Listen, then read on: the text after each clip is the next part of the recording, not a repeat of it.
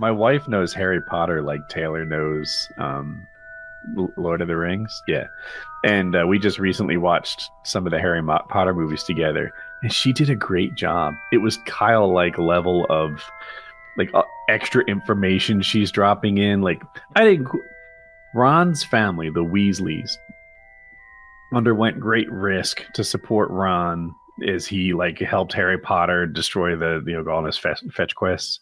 And she's like giving me the background on like what the danger is here and who this is and whatever, like not ruining the movie, but just adding to it with things that maybe weren't so obvious from watching the movies alone. I know the Horcrux, but I like to insult it with the fetch quest because that's what it was. I've read the book series 3 times, and I've watched the movies all the way through a couple times. I cried when Dobby died. Dobby's dope. He's powerful too. You told me Dobby wasn't that powerful. Their magic is like, it's almost like Gandalf's magic, where it's not really offensive magic. It's sort of like support magic, and in that way, it's so limited. Whereas a wizard has a spell that's like, head come off if it's like, let's just use the head come off if spell every time, dude. Yeah. Like, why are we dancing? Why are we learning anything else? But also, he seemed to have like he was able to teleport everybody out when the wizards were powerless. And yeah, his teleportation thing is like his main fucking like thing to me. Being able to go into those places that are magically protected from all the more traditional means of moving about, like port keys and stuff. He may use a port key for part of that. I think that's just Dobby magic, though. I really like the Harry Potter shit. That was probably the first book series, Little Me. We got it at a yard sale or something. Like picked the first one up, and I started reading it in the car home, and I didn't stop reading it until it was done. And then I was like, I got it. And even when the last book came out, I was at the fucking midnight release at a Walmart to get that shit, and I was a man grown. I really like those fucking books. I love the Harry Potter character.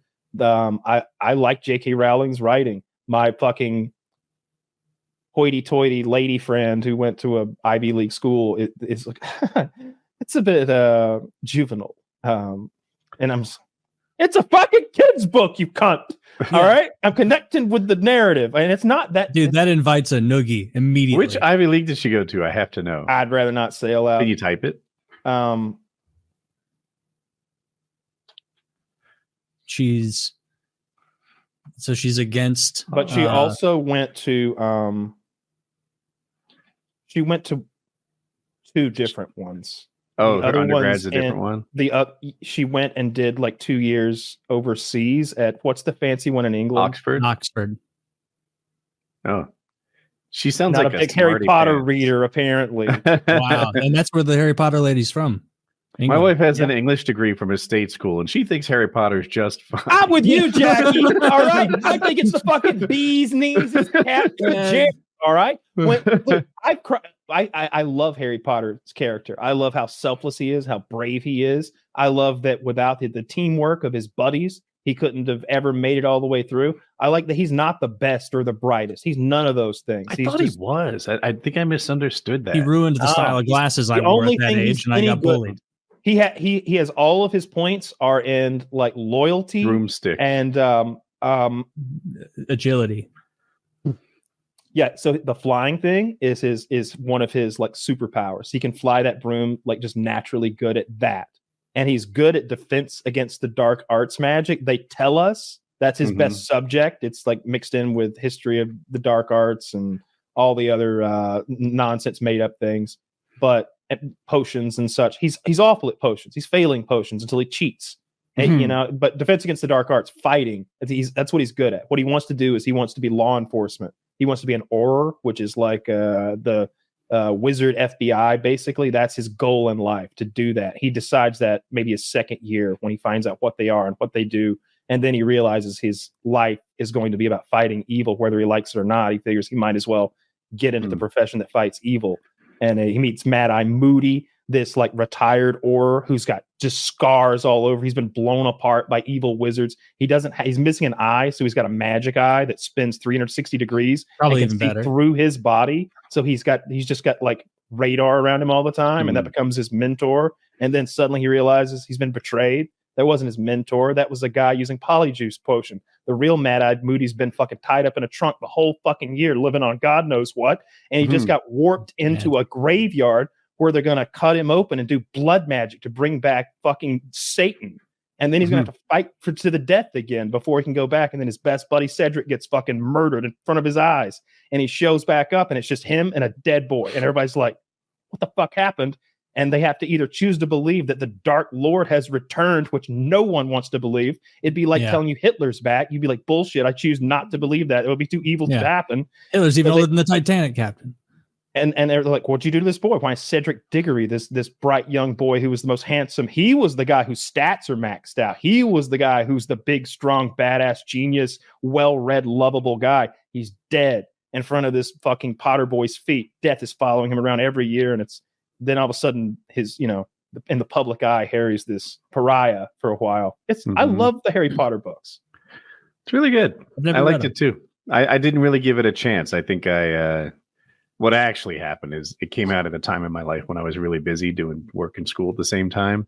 So I turned my nose up at it. It was a Fox and the Grapes thing, like that. If you don't know the story, grapes are too high. Fox keeps jumping, says, those grapes are probably sour anyway. I didn't have time to enjoy Harry Potter. So I acted like I didn't want to. Yeah, it's good shit. I really enjoy that story. I look forward to them remaking it and doing the TV show. I hope that's good. I hope because it's such a long, dense story, and like fleshing it out over all those years. It's such a huge production they did. All those different directors, all those different ideas about what that universe should look like. That's why the books are so much better. You don't have 4 or 5. Chris Columbus, I think, did the first one, and then who's the creepy Johnny Depp director? Tim Burton. Tim Burton did like 1 or 2 of them, and then it was inconsistent, sort of the feel of the movies. Toward the end, they definitely could capture that darkness. The last 2 or 3 movies are adult oriented, and it's clear everybody's getting laid. I just watched. If people don't know, the 7th movie is actually 2 movies. It's 7, part 1 and 2, and the actors are all adults, and I like that. Sometimes when kids act, they're just genuinely playing, like having a good time, laughing. And it's like, you're not even acting, and this level of acting is lame. I like that J.K. Rowling is a TERF. I like that a lot. What does TERF mean exactly? She's a trans-exclusive radical feminist. That means that she's really pro-woman, but not pro-new woman. She's for real women's rights. That would be her if I could condense things down. And she's for not having female spaces invaded, and she's like Anthony Cumia. The way Anthony Cumia will throw up like anytime a black person hurts another race, she will throw up every time a trans person goes in the wrong bathroom and assaults a child or commits a crime, or does something funky. Like Elon Musk, even I saw him reply to her, and he's like, "Hey, love your activity levels. How you're really out here doing a lot of stuff here on Twitter. Could you maybe something different though?" Different subject other than just trans people invading bathrooms. I mean, I'm on your side here, but Jesus, it's nothing but that. Maybe a new Harry Potter book. Tell us that a new book. I bet that chapter of her life is long gone. No, she's had a couple of books come out. I think both in universe and out. I think the one thing that she came out that she should have never fucking said was she was like, I think Harry and Hermione should have gotten together. I think I made a mistake. And it's like, fuck you. You can't admit that now. Yeah. I'm supposed to think that. I always think that. But then I'm like, the writer knows best. She's in their heads. Apparently Ginny was pretty dope too, though, right? Wasn't she like... No. She's fucking... Dope in what way? Like what's almost Hermione level? I remember smart. She was pretty milquetoast in the movies, and I did watch the movies. She's fucking plain Jane, your brother's sister. She's convenient, is what she fucking is. She's convenient. He breaks up, and she's sitting there like, "Hey, I've wanted to fuck you since I was prepubescent. Can I slide into this little hole now that Cho Chang, most racist name ever for a Chinese girl, Cho Chang and Harry have this relationship? It breaks off, and then Ginny's right there in the fucking wings to be convenient ginger girl who's my brother's sister. Like, get the fuck out of here. He's the most Harry Potter is rich, famous and handsome and like a celebrity. He is like the equivalent of a footballer who stopped 9/11. That's who Harry Potter is. Imagine like who's that super famous footballer? Travis Kelce. Oh, soccer. Yeah. There's two, Messi. Ronaldo and Messi. Messi and Ronaldo are the only two. Imagine if Messi stopped 9/11. Like he kicked the guy in the head. He kicked it all in the head, and he stopped 9/11. So imagine That's if Marky Mark, is. Money where his mouth was. Exactly that. That's how famous and rich Harry Potter is. And yet he's gonna take his buddy's convenient sister instead of like Hermione, who she gets hot, I think, in the books after her magic surgery, and then in the movies, clearly, like you got Emma. And she's Watson. a higher tier wizard. She's also from a mixed blood family, which is neat because Harry Potter grew up in the Muggle world, so they'd have this ability to go to the Muggle world with the in-laws, and like he'd get to have like a real boy life for the first time ever, like, or experience that world from like a not abusive standpoint. Whereas Ginny is just, again, convenient where he's been and what he's been doing the whole time. He's been living in their house for summers for years at this point. Like it's absurd for him to get with Ginny, and there's nothing special about Ginny. She's also very poor. Like that's her Wikipedia page is like they're total equals and worthy of each other. They go through a big emotional journey. They really like Ginny as a character. Oh, this is written by a fat girl. Equal by what measure? Equal in what measure ever? No measure. But Harry Potter is the one who defeated the Dark Lord. Okay, he's the baddest, richest, best looking, most famous, most courageous motherfucker in existence, and he's a wizard on top of all of that. She's that poor girl who lives in a house that looks like it's from a Dr. Seuss book. But he's book. Still short. He's very short, but if he wanted to, he could magic himself to 6'3". Oh, he should have done that. Oh, wow. They're not. Everybody. There would be so much fucking cosmetic surgery. It makes no sense for there to be any ugly characters in Harry Potter. Yeah, everyone would be tall as shit. No one touches a weight. Everyone's ripped. Yeah, there's fat kids too. Yeah, if you're so bad at magic, you can't, mystical away your adipose tissue. You get the hell back to the Muggle realm. Yeah, it's absurd. Yeah, that stuff like that. They should pop into the Muggle realm and just like fix obesity. Use his magic to just enter the capitalist market. Be like, boom, boom. Weight loss. See, that's the kind of content that she should be writing about. She should write that book. She should write about like a Mark Zuckerberg type character who's a wizard, and he's been using he's like an unregistered dark wizard who took this form, and we thought he was dead, but it's really Mark Zuckerberg, and now he's a Muggle billionaire. And the problem is we have to fight Muggle special forces, and we don't. They shot Mark. they shot Professor Dougal over here with an AR-15. And he tried to cast a defense spell, but unfortunately, the bullet was going 2,800 feet per second. So his head exploded. He's very, very dead. No polyjuice potion fixing that. We're all done. Like, I would want to see that. Like, Muggles just rocking their shit with guns. That would be a good story. And I would, of course, root for the gun team because I'm not a wizard. I want them to kill the wizards and be torturing them and be like, turn it into gold. Like making them like do magic to make money, like fucking bring it back, like make rabbits out of nothing or whatever, whatever like stupid scheme the villain would come up. Get in, we're robbing the Goblin Bank. Dude, Ginny's fucking bad. I'm reading about her now. Like Harry was the Ocean's seeker. 11. Yeah, Harry was the seeker. She gets his job on the Quidditch team after he goes, and she's better at it than he is. She's stronger, better, and smarter. She's in the room of requirements, I guess, safe during some battle. And rather than her hide in there, they open the door to release him. She goes out and assembles Dumbledore's army and leads it. She joins the battle ready to fight. She sees Harry's corpse, but it doesn't matter because there's a battle to fight. She sees Fred die, but she's got to go, God damn it. There's no time to war. There's no time to mourn. There's a war to win. She's pretty badass. You're cursing on Wikipedia? I'm on to Reacto Mag. He's on JennyLovers.com. There is a fat woman behind the article you just read. I would bet every atom of my being. Okay, she had to hit delete a lot. She was double stroking. Look, I most of that is pretty accurate, but in the like in the context that those things are happening, basically they're saying she's doing what everyone else is doing, because they're all like an army or a family working together to defend their school, their friends, their loved ones, their wives, their husbands, their children. Everybody's giving it all they've got. Like even the evil characters, some of them turn around and start helping. All right, I found. I'm looking forward to when they do the TV show of that, the remake. Is it a big bitch? I'll let you decide. Oh, No. Don't show her, Zach.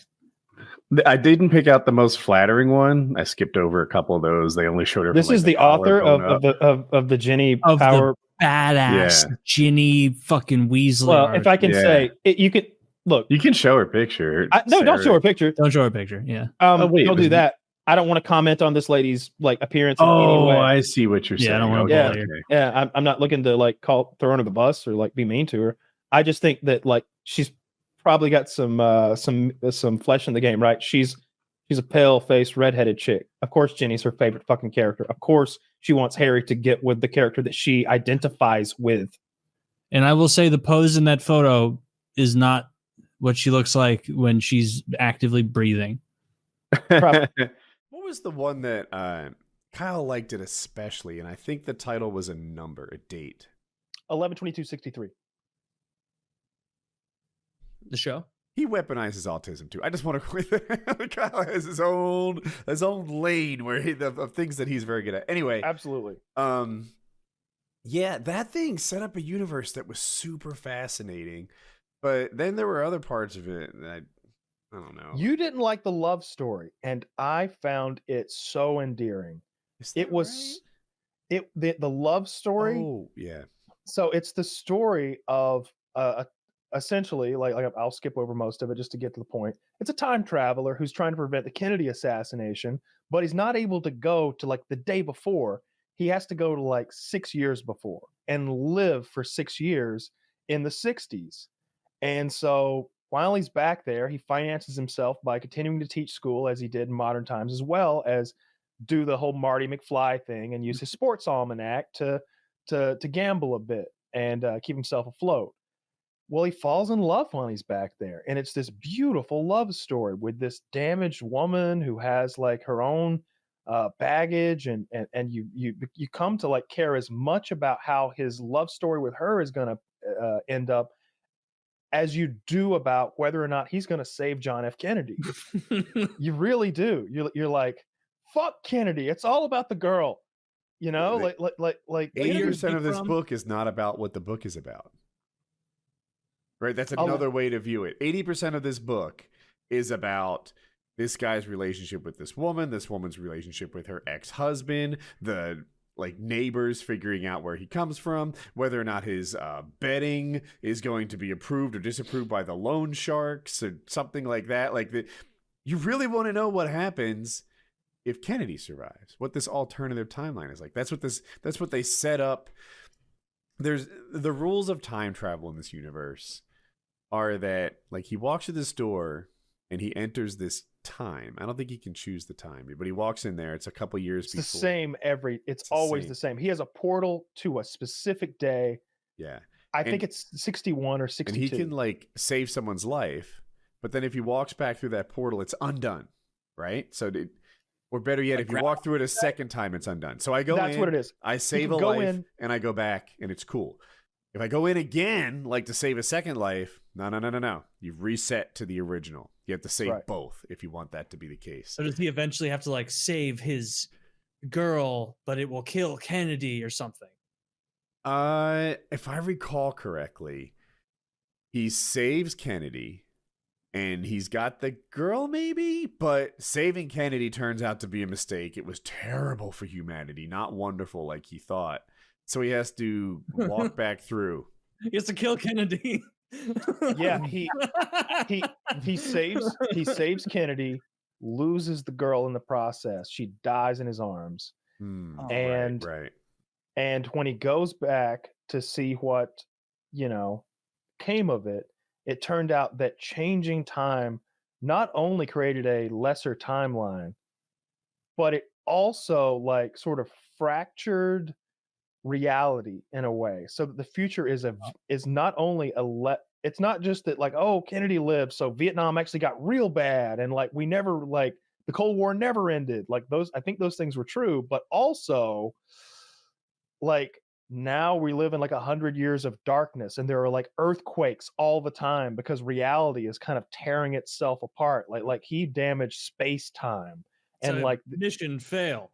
mission failed, and so then he's like, We maybe gotta I just kill go Kennedy. back.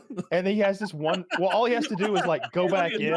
This is how I would write this show. Well, see, all he has to do is go back in and then walk back out, and it rinses away everything he did the first time. Everything he did, and he has this one thought of like redo it. Yeah. He even considers like maybe I'll go back and try to like have that relationship again, but then he's just like, shit. I'm 10 years older now. Like I was already 10 years her senior. Now I'm 20 years older. Like this isn't gonna work. Oh, he So, doesn't like, bounce back with any age stuff. No, just now an he's old aging man. while he's in there. Yeah. So What year is he coming from? he's coming from like modern day. Like for when the book was written was Now-ish. probably like Okay. late 90s, early 2000s, something like that. After So Kennedy didn't die, it got terrible fast. But not so much because of Kennedy, more because the guy who made the time machine fucked up.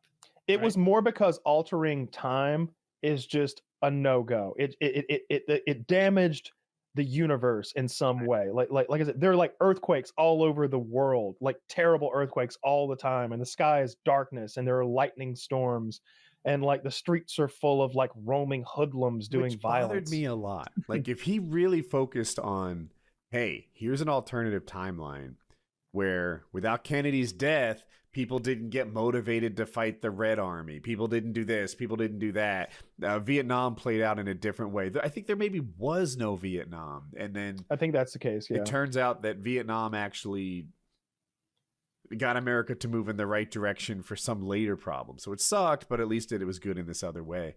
And like that, I would have really liked. But thunderstorms and earthquakes and volcanoes and shit like that, it's like this is just like a cop out. Yeah, that's in a lost the future. plot.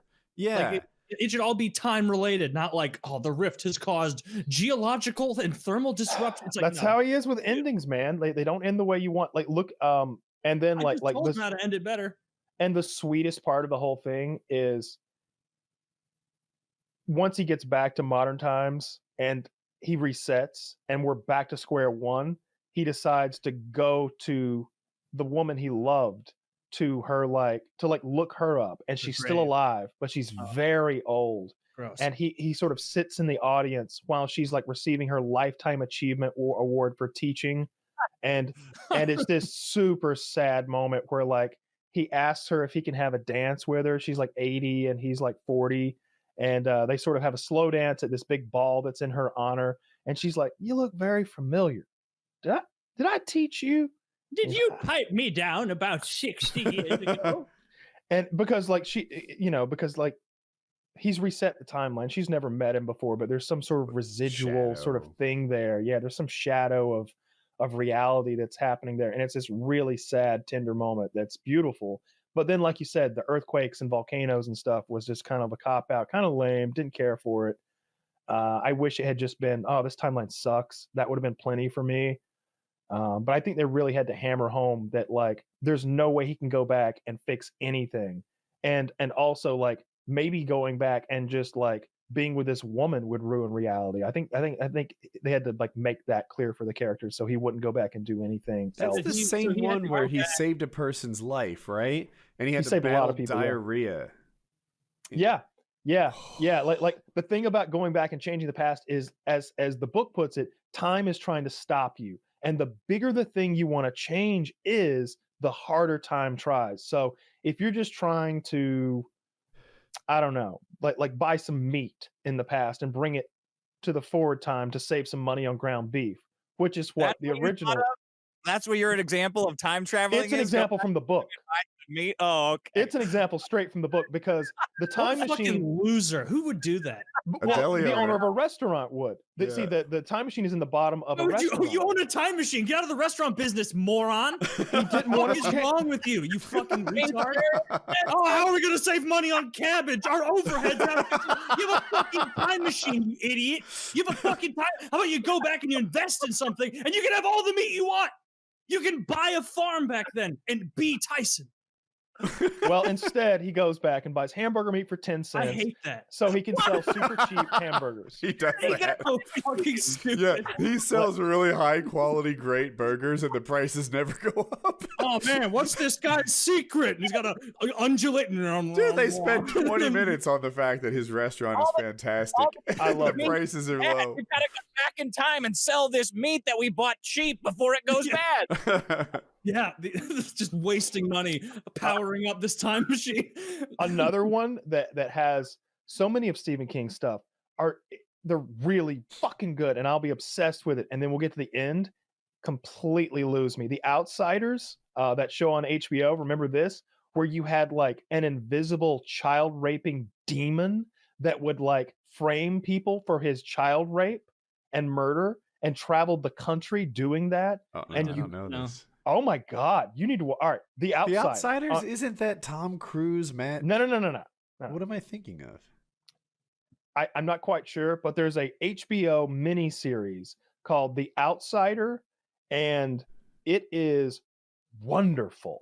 It is so good. I've talked about it here before, Oh. but like I think it's 10 episodes. If it's not, it's 9 or 11. It's something like that, and it keeps you spellbound and highly entertained for 95% of the ride, and the last 5% you're just like, shucks. That could have ended better. Does But he do anything fun with the time machine? Like a good idea? yeah. I mean, like he, for a while he does a few short trips, like back and forth. Meat related. Saving lives. No, saving lives. Like he wants to know, like, if you can change big things, right? Can you? So they sort of look There might up. have been a girl that got paralyzed from a gunshot. Does that sound right? There you go. Yeah, there was Yeah. someone who got paralyzed in a hunting accident. So he makes sure that he's there to distract the guy who fired the shot. Mhm. So like, he makes sure he's there, and he keeps that guy away from hunting that day so that he cannot paralyze this young woman. And then he goes back and he looks up, newspaper article, and he sees she's got a bright future, and like now she's been able to get married and have woman children. who isn't paralyzed, bright future ahead. Well, he's able, you're able to look up to see like what He people sees are up to. He's able to He see looks her up on Facebook and just sees what's going Local on. walker enjoys the movement. Someone's just gonna get up and move your legs. I love jogging. If I couldn't walk, I'd kill myself. Is it like the trade-off timeline where, like, because she was prevented from being paralyzed, somebody else had to get shot? No, Oh. no, it's not. But there what would is- happen is, while he's trying to change the time, the bigger the thing you're trying to change is, like I was saying before, like if you're just trying to go get some meat, time doesn't really fuck with you. But if you're Yeah. trying to save a life, or Something. Trees when he are was trying to falling in save front of the your person, car, stuff like that. yeah, trees will fall in front of the car. Your battery would just be dead that day. You get explosive diarrhea. Like that's Mhm. literally a thing. Like he was trying to save the woman who got paralyzed. It was kind of hard. Like 3 or 4 things popped up at the last second. To save a life, a bunch of shit started popping up. And then he tries to save a whole family. Like he Mhm. tries to save a whole family from a disaster. And Murder? everything's going wrong. Murder. Yeah. Yeah.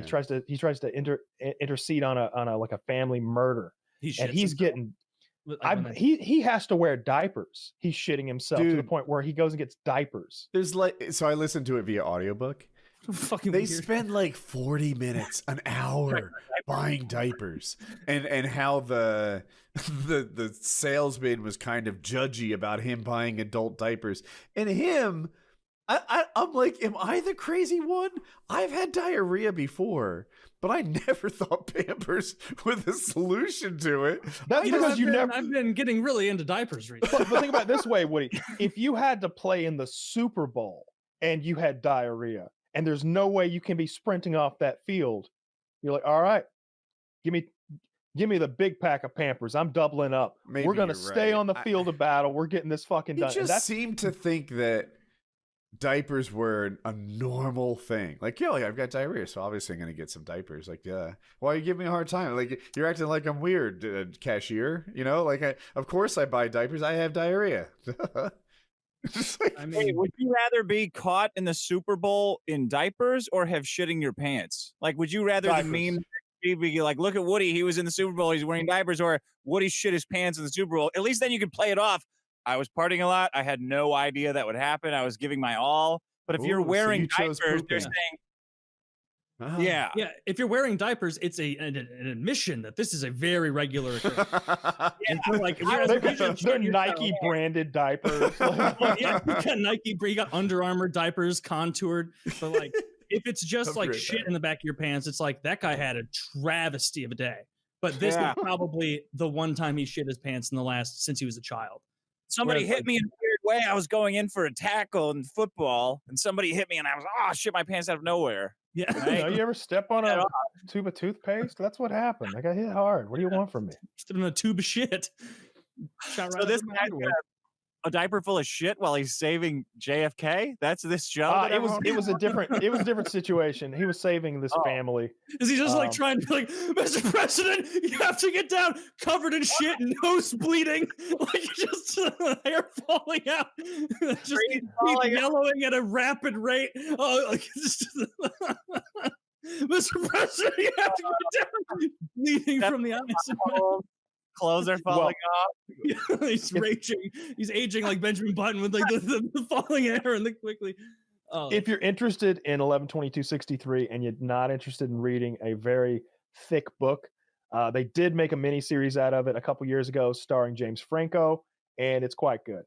And they gloss over a lot of the diapers and nonsense, and they get right to the point. They cut a few things out, and again, probably 8, 9, 10, 11 episodes, what 45 other minutes things each. happen? Like what other than pooping your pants or getting diarrhea?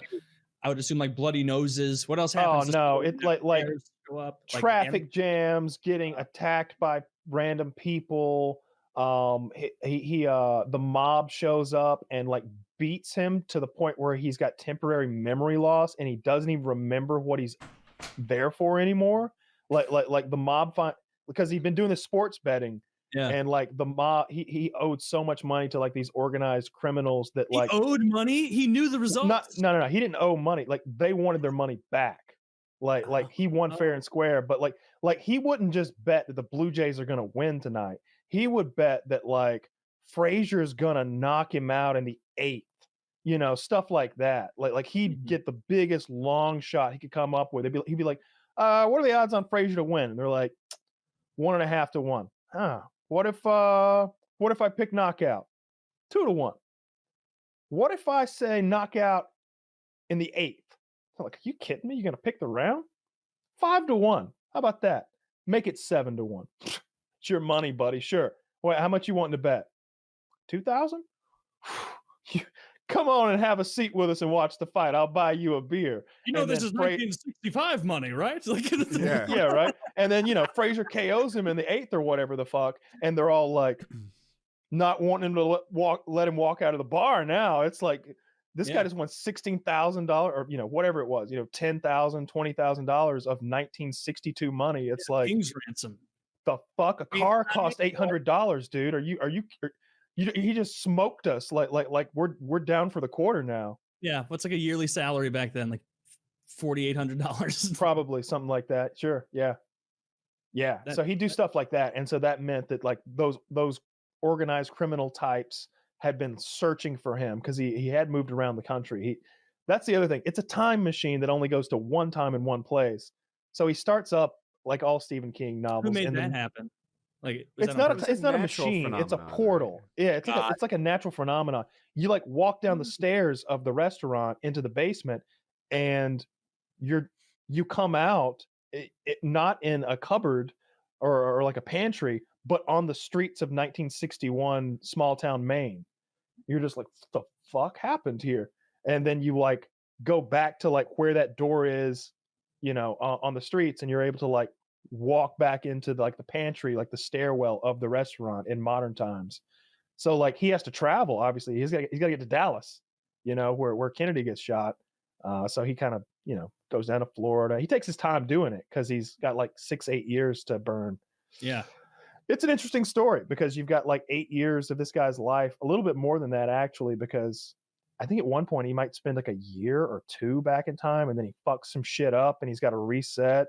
It's an interesting story. I liked it a lot. The mini series with James Franco is pretty fucking good.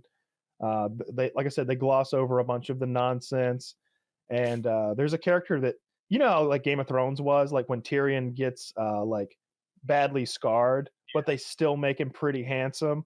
But in the books, he's missing the whole nose. He's like Skeletor with a hole in his face. He's gross looking, but they keep him looking not gross. There's a character in the book who also gets maimed badly, and the same thing happens in the miniseries. It's like, yeah, that's not a nice scar you got there, but you're okay. Oh, I remember. Yeah, there's a character that gets badly maimed, and it's a terrible thing. What happens? Hit with a cleaver. That guy's trying to take on me to the future.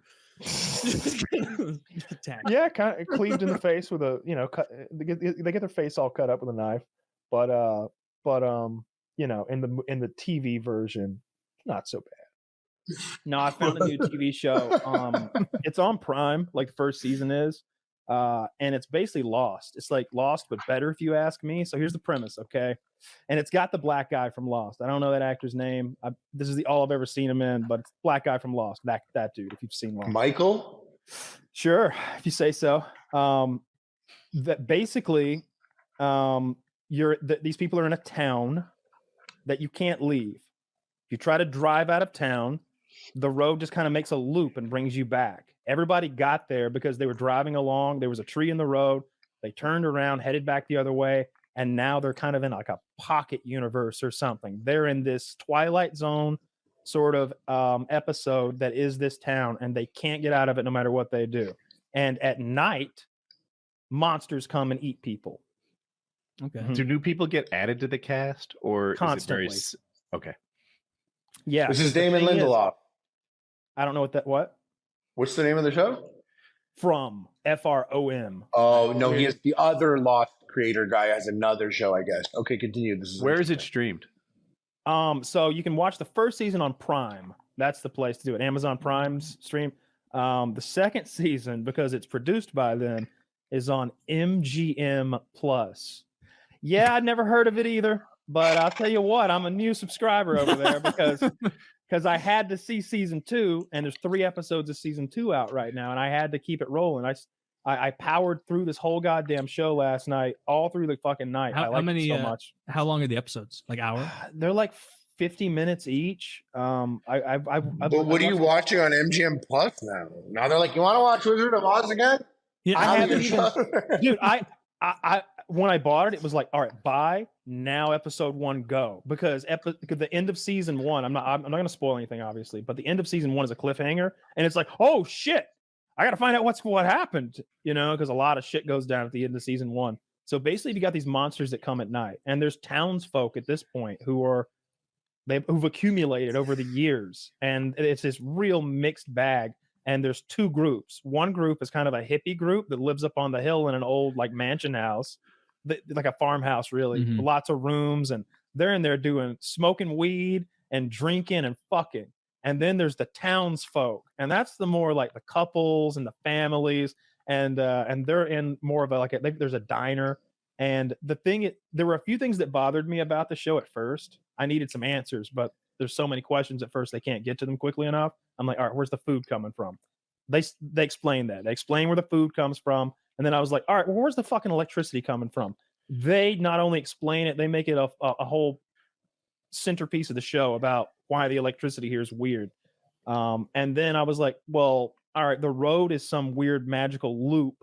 What happens if we start walking into the woods? And then they answer that. They're like, all right, well, let's go into the woods and find out. The only thing that's a little hokey, and they eventually explain it, a child gets injured in the first episode severely. And I'm thinking, damn, that kid's probably not going to make it. And at the end of the episode, he's on some crutches. And I was like, but then later on, they kind of explain that away enough that I'm digging the show, and it reminds me of Lost a lot. More low budget Lost, and it reminds me a lot of the Twilight Zone, like a good Twilight Zone episode. Love that. I powered through that first season really quick, and I'm digging the second season. I'll look that up after the show episodes. Yeah, I like the way that sounds too, and I really loved Lost, and I even liked the way Lost ended. I was content with the whole experience. Here's the thing that fucking hooked me in the first episode. No, it's too much of a spoiler. I'll say this: they show a dead body, and it's so gory and shocking that I was like, "Oh, you don't usually see that on TV." They show a thing that you don't usually see on TV. You're like, as a felon, I am intrigued. Oh, they wouldn't. Yeah, they would. They'd in prison. Was it like those cartel photos? Yeah, it's like a cartel photo. Like, but it happens in a room. You see it, and you know, women and children aren't safe. Nobody's safe. If you're outside at night, they get you and they skin you alive while your friends listen to you scream and like eat you and like tear you apart, really eviscerate you in like an animalistic going outside after night or after dark. Yeah, and the only hokey thing is they've got like some magical talismans that you have to put on the inside of your door to keep the bad guys out. That's not hokey in the context of a like Judaism, like ridiculous world. There you go. What do y'all call it? A mezuzah. Yeah. A mezuzah. So they've all got mezuzahs. Hey, don't laugh at our words. So really, I'm excited to watch that show From. I really do. I really want something interesting. I need know how to get Lost season would 2 have- on Plex. Just dropping hints. Oh god, I gotta send that guy my fucking email sometime. So I stop. Dude, it kills me because Kyle will talk about like 5 cool movies from 1997, and then I look at like what's been added, and it's all 5, like in order that we talked about them on the show. He's on everything. I'm sure From will show. Yeah. Well, I do recommend this show. I like it a bunch. I don't think it's like a fucking AAA title or anything, but it's better than just a background noise show because they've paid a lot of attention to detail. I'm nitpicky. I'll believe in wizards and aliens and ghouls and shit as long as you establish some rules and you stick to them, and as long as you don't leave glaring plot holes. Like I said, there was a part where a child gets hurt and he heals too quickly, and nothing is said of it for a while, and I was like. The fuck, dude, that was a serious injury that kid took. And then somebody's like, man, you're healing kind of fast, huh, buddy? And he's like, I think people heal different here. And then it's like, all right, that's all I fucking needed. That's all I needed. Tell me people heal differently here, and I can buy that his leg's cool now and that he didn't die just now. Holy shit. Because he should have. If there's an aspect of magic, it's easy to, Well, see, part of the fun of the show, and I still don't know, so there's nothing for me to spoil, but it's like, man, are they dead? Is this like a sci-fi type thing? Is this another universe that they fell into? Is this a religious type thing? Are those demons after them? Is God on their side? Is there an overseer like watching through a glass like hologram? Like you don't know like what the fucking deal is. How many episodes are in the first season? Like 10 episodes, like 45, 50 minutes each. You tore through 9 hours of this show yesterday? I started watching yesterday at like I don't know, 8 p.m. or something. And I stayed up like all night watching the show. And then I got up today and polished off another 4 or 5 episodes or something. Wow. All right. Well, if it was that engaging, I'm so tired of only finding stuff that like I watch for 20 minutes and I'm like, oh yeah, this should be squarely in background noise. Like this isn't even worth paying attention. They haven't annoyed me yet. They haven't annoyed me. And it's easy to annoy me and lose my business as a viewer for whatever value that has. I'm on season 2 of From now. So I'm almost caught up on that. I think I'm maybe 2 episodes in. There's maybe 4 out so far. So I'm just two down. I'm enjoying it. I am a little frustrated by the speed at which it's going and how that can sometimes play out in incompetently slow-witted and slow-moving characters. It's absolutely driving me nuts. There's a scene where they set up like a piece of electronics outdoors and the rain starts to come. Oh my God. Oh my God. They have like 18 people on the case of moving it in and they can't get it accomplished in time. Dude. Is this huge issue for them? Let me quickly tell them like what we're talking about and Finn too. So From is this show. The first season of it is on Amazon Prime. The second season, in North America this shit is anyway. I've been watching on MGM Plus, but I'm sure you can find a different way. Basically it's Lost, but instead of an island, these people got there because their cars, they were driving along on a road could have been in Georgia, could have been in California, but they saw a tree in the middle of the road and they're like, got to turn back the other way. And the other way turned out to be just now this loop of a road in kind of a pocket universe with a little abandoned town in it. And the town's got people who this also happened to in it. They're all just stuck there with whatever supplies they came with in their cars. And at night, monsters come and they eat you if you don't, and you have to stay inside. And it's just like Lost. Every episode, you're like, oh my God, not only are there monsters, there's demons now. And what? There's the ground is hollow. Like every episode, it's a new crazy mystery that you're finding out. And I've been enjoying it. It's got the black guy from Lost, which I want them at the end to tie this back into Lost, like with him somehow. Like go ahead and do that. God damn it! How is from Hurley's dream? I just wanted to make a little reference to Lost, right? I love it when they do that. Like when fucking who played Barney in How I Met Your Mother? He's Neil Patrick Harris, and he's gay. Yeah. If Neil Patrick Harris just makes a little, reference to how he's, what did he used to say? He was awesome, but he sang it out.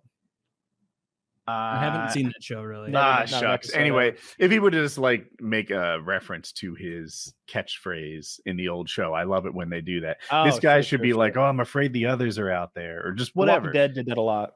It'd be fun. They would have. I know they had Negan's bat in an episode of Supernatural, and then Negan had the gun from Escape from New York. He had Snake Plissken's gun in an episode, which is an awful gun.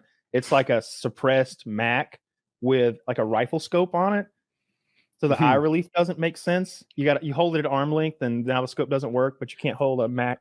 The actor who played Glenn, and maybe there's more crossover, was in a cartoon called Invincible. And in Walking Dead, there's a handful of like Invincible like action figures and stuff in it. Little action. Oh. I didn't want to completely get away from though. I do want people to watch it because I think it's a fun show. It's not some AAA title. It's not fucking Breaking Bad or Game of Thrones, but it's a real fun show to watch. And I watch it as soon as it comes out because I want to know. I'm gonna be so mad if they're fucking us over and they have no idea what all the answers to all the goofy ass questions they're asking. I need to know. Is it God? Is it demons? Is it magic? Is it warlocks and wizards? Is it black magic? Clear they're not dead. I feel like they've told us 3 times that they're not dead. Yeah. They asked the question. This is not a spoiler, but there's one group in the show that writes their stuff on the wall in an effort to figure out the overarching mystery. And they asked, "Are we dead?" And then they explain it. And they keep assuring us it's not purgatory, it's not death. So that I think we're supposed to know. Here's the thing that bugs me is no Bibles. Yeah, please go. I'm sorry. Interesting about the Bibles. I got knocked off my train of thought. It's better as a binge watch, I think, because I think sometimes these episodes can move a little slow. They have this overarching mystery that they're gonna I'm 14 hours into it now, and I've only learned a bit. It is better if you can just watch them back to back. If I watched, if one of these episodes came out and that was all I had for the whole week, and there was 90 seconds worth of forward motion, it would frustrate me. Yeah. There's multiple plot lines. One of the interesting things, and I'm not going to spoil anything here, but the season finale of season 1 had 3 different cliffhangers. It's like 3 different crazy. There was the crazy thing happening at the diner. Oh my God. There was a crazy thing happening in the basement of a house. There was crazy shit happening off in the woods. And there may have been more. I don't remember the diner thing. Can you drop someone showed up at the end of season 1. Showed up. Was that it was unusual? Yeah, an unusual thing happened there. So then it ends, and I can't imagine having to wait a year. Like I'd have completely forgot, but it made me instantly buy that stupid fucking MGM Plus app that has nothing else on it. So I rewatched all 10 seasons with Colin. We finished it. Season 11, which is the last one, has either just aired or is going to air this weekend. I think the first episode's out. And all I know is they interact with another civilization that has 50,000 people in it. So every time they interact with another civilization, they're a little bit more behind the 8 ball. Like there's a part where Rick and crew are the baddest motherfuckers in the known universe. And then, like the governor is a little tougher match, and then Negan, they're severely outmatched, and they need to bring in more people. And then with the Whisperers, they're even more severely outmatched. These people have a nuclear bomb worth of walkers that, I'll make up a number, like 250,000 walkers they can launch at the thing. And now 50,000 humans. Sorry, Whisperers are people that can control walkers? They Whisperers dressed up as walkers, and they had masks on, and then they would guide the herds and use them as their weapons. And so they had to deal with I that. stopped watching Walking Dead, but I used to read the books a lot, and I loved them. I read up until like around Glenn. So then I watched up until around Glenn. But that I didn't get this far, and like on paper, what you just described sounds very interesting to me, dude. I'm gonna watch a 3.5 hour YouTube video on it. Walking Dead turns the corner and gets better again. Like it kind of peaked when they met Negan, and then it kind of sank when they fought him, and it just dragged out the whole. We're having a struggle way too long for like an entire year of 22 episodes or something crazy like that. But it's come around again, and Walking Dead is actually one of the better shows that's ever been on TV. It's there. Like there aren't too many. Like Sopranos is better, The Wire is better, but Walking Dead is just right past those. And you watch it again, and especially with the good pacing you can get by watching a few a day, it's good. And there's a spinoff coming after this where Daryl, the crossbow guy, and Carol, the meek woman who turns into kind of a badass, just go off on their own and wander. And it's about the two of them in their Wandering Dead. Sorry, continue. So anyway, I'm psyched for the next Walking Dead to come out, and I think there's an episode out there. I guess I'll watch 10 seasons of this fucking show. I guess I will. They lost me. I'm never going back. I'm off it too. No. And they lost you when they were fighting Negan, right? The show. It was awful. I mean, it was getting there, but like, and a lot of things happened right after they met Negan. For one thing, the network responded to the backlash over how violent the episode with Glenn was, and they toned the violence down significantly. But then, like right after that, it's like, look, you have to strike this balance between having plot armor and having mainstay characters. Like there's an episode of Star Trek: The Next Generation where Picard gets assimilated by the Borg. I think it's the end of season 3. Yeah, it's the end. It's a cliffhanger. Yeah, it's a cliffhanger. All right, you literally end season 3, I think, of Star Trek, and Picard seems to be gone. And it is a very serious. You're like, what the fuck? That's the end. And I'm sure a lot of fans thought that Riker's the captain now because they've pretty much written Picard off, and it seems like all hope is lost because like he's essentially dead. And but then you come back and he's back. So like Picard's got some plot armor. Say what you will about that, but like I think the show is better with Picard in it. When they lost Rick, when they lost Carl, like it makes so many of the earlier episodes worthless. It's like, why did I care about Rick and Carl's journey? I disagree. Why did I care? Plot armor. Game of Thrones is bitch made, right? When Jon Snow dodges a trillion arrows that you hated that. I rewatched the show. I rewatched it, and I was with my girlfriend. I was like, oh, you know that podcast PKA? I'm like, Woody hates that episode. And it ended, and she was like, whoa, he lived? I was like, yeah, he didn't like that. Battle of the Bastards. One of the best episodes of anything that's ever aired on television. Dude, it is the look at the IMDb ratings. Look. I rewatched. The only reason why I was excited about the show at the time, but now that you know that he can't die, it's just fucking ruined. And I got a better question. I rewatched it. Why did he come back?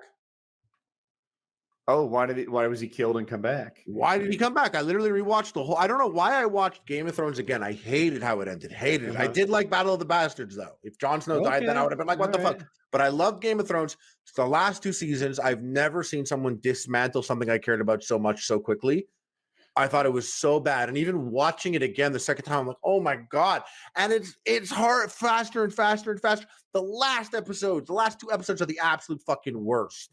I love So that dumb. Rick is off the show. Now he's not dead. I think they're making a movie with him. This And is he's spoiler, funny. by the He's way. like, it was a big mistake to leave the show. I wanted to spend more time with my family, and now my family's tired of me. This is in an interview. He said that. He in the no, go ahead. I saw him once at a coffee shop in Athens. Go ahead. Oh, cool. I just think it's really neat that nobody's safe. Rick isn't safe. Carl's not safe. You know, like I happen to know Daryl and Carol are safe because they're doing a spinoff. But aside from that, anyone could die. You know, Maggie was gone for like a whole year. I don't know what it was, contract negotiations or just the way they wrote her out. But like people go. Michonne could die. Andrea died. Andrea's alive in the comics. Like if people watch Walking Dead, Rick and Michonne become like kind of married and live together, whatever. That's Andrea's role in the comic book. Yeah, like, I think I understand you feel that way, and I understand why you feel that way, but I wonder if you're results oriented here, or if you appreciate the show for what it would be if they had their way as showmakers. Because the reason so many characters die is because Robert Kirkman got fucked in the ass by A&E, and all of those actors and actresses like Andrea, like that older bald gentleman who was always good at fixing the van, or the motorhome or whatever early on, like all of those early Glenn, those are all like his guys. Like when Robert Kirkman makes a project, these are his go-tos. When he did The Mist, go watch The Mist, when they're all in the supermarket locked in. Such a good movie. You're going to see a lot of familiar faces from these characters die in the comic book, though. I don't know. Well, Andrea doesn't. The one thing that I liked about the comic book, when I read the comic book, and it was one of the last things that I got, it was the whole fake phone thing. Rick carried around the phone in the comics. Walkie-talkie? It was a phone. Is it a walkie-talkie in the show? It was a phone, and the phone would ring, and he would pick it up, and it would be his wife. And he was kind of losing it. This is when he got to the. They did that once. They went to the society. It was like a society, a gated community, can't have your guns. And then they ended up being the troublemakers. They had to go sneak their guns back because they wanted to be armed. They didn't trust people. It was after the governor.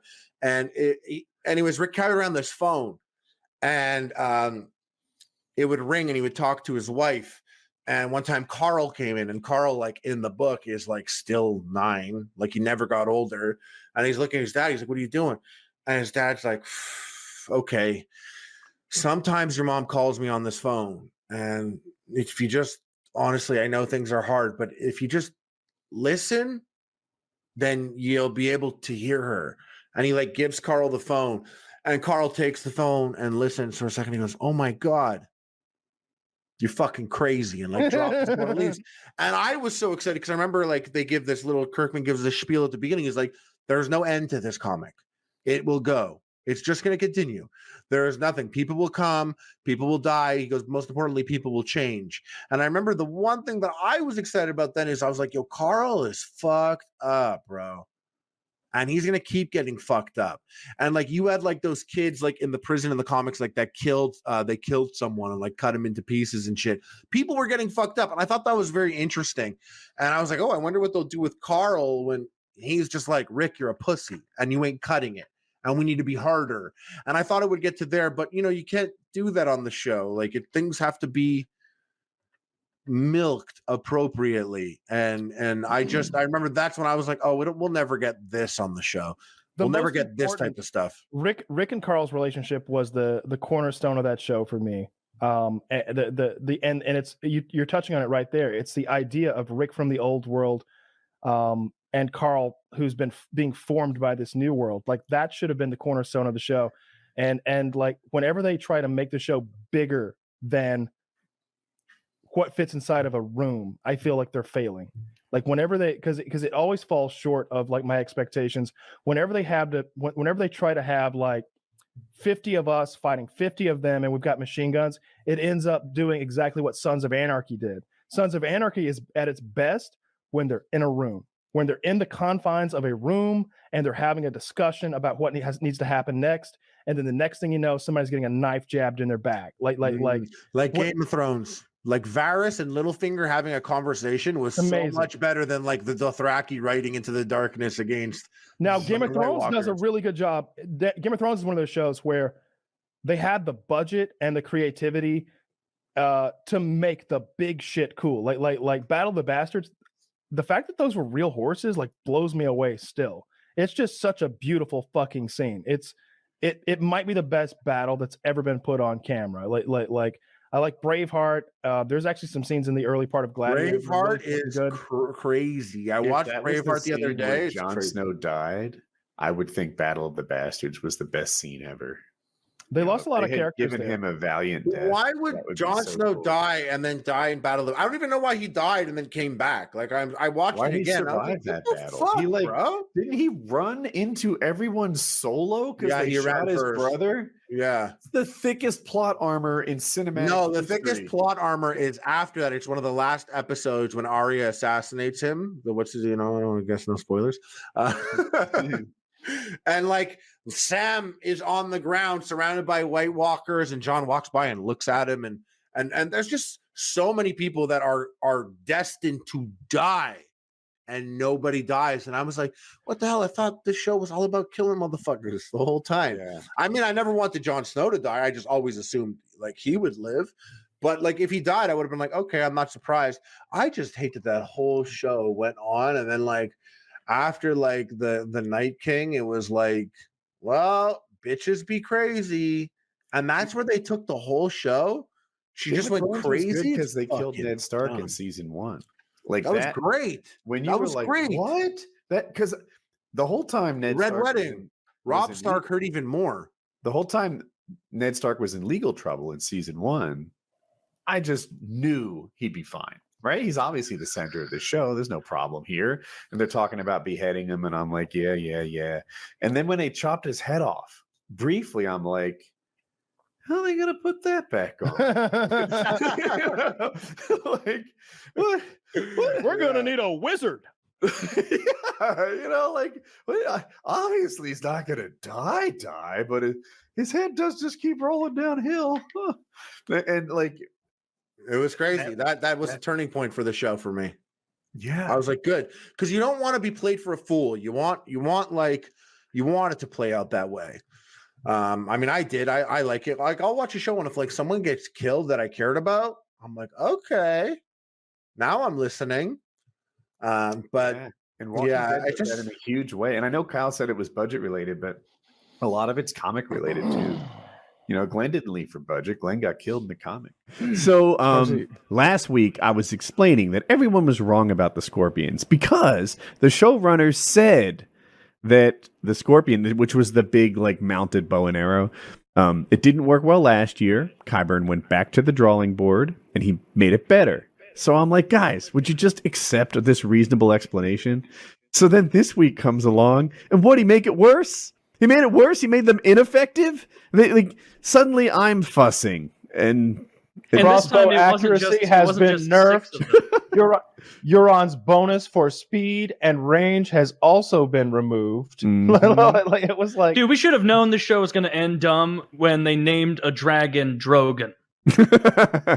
Dude, that's lame. That's silly ass name. When G.R.R. Martin said, here's what there was this is born out of a Reddit post, and a lot of people have copied this idea since then. So G.R.R. Martin gave the showrunners D&D how it was going to end. And he didn't flush it out. They don't have books to follow anymore, but they do have kind of the finish line. So they know where the end is, they just don't know how to get there.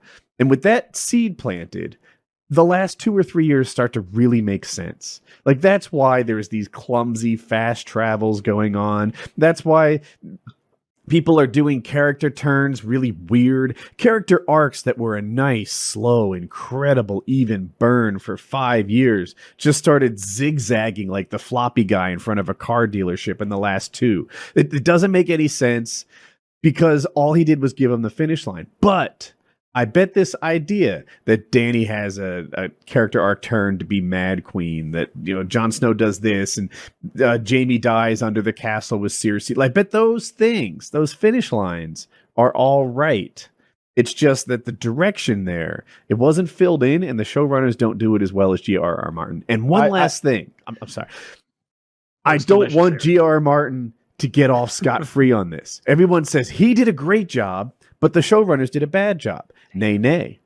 He didn't do a job at all in the second half. He finished the last 2 books. That he denies that that's true. Interesting. Yeah, so that came out as a rumor, and then I saw many articles say that wasn't true.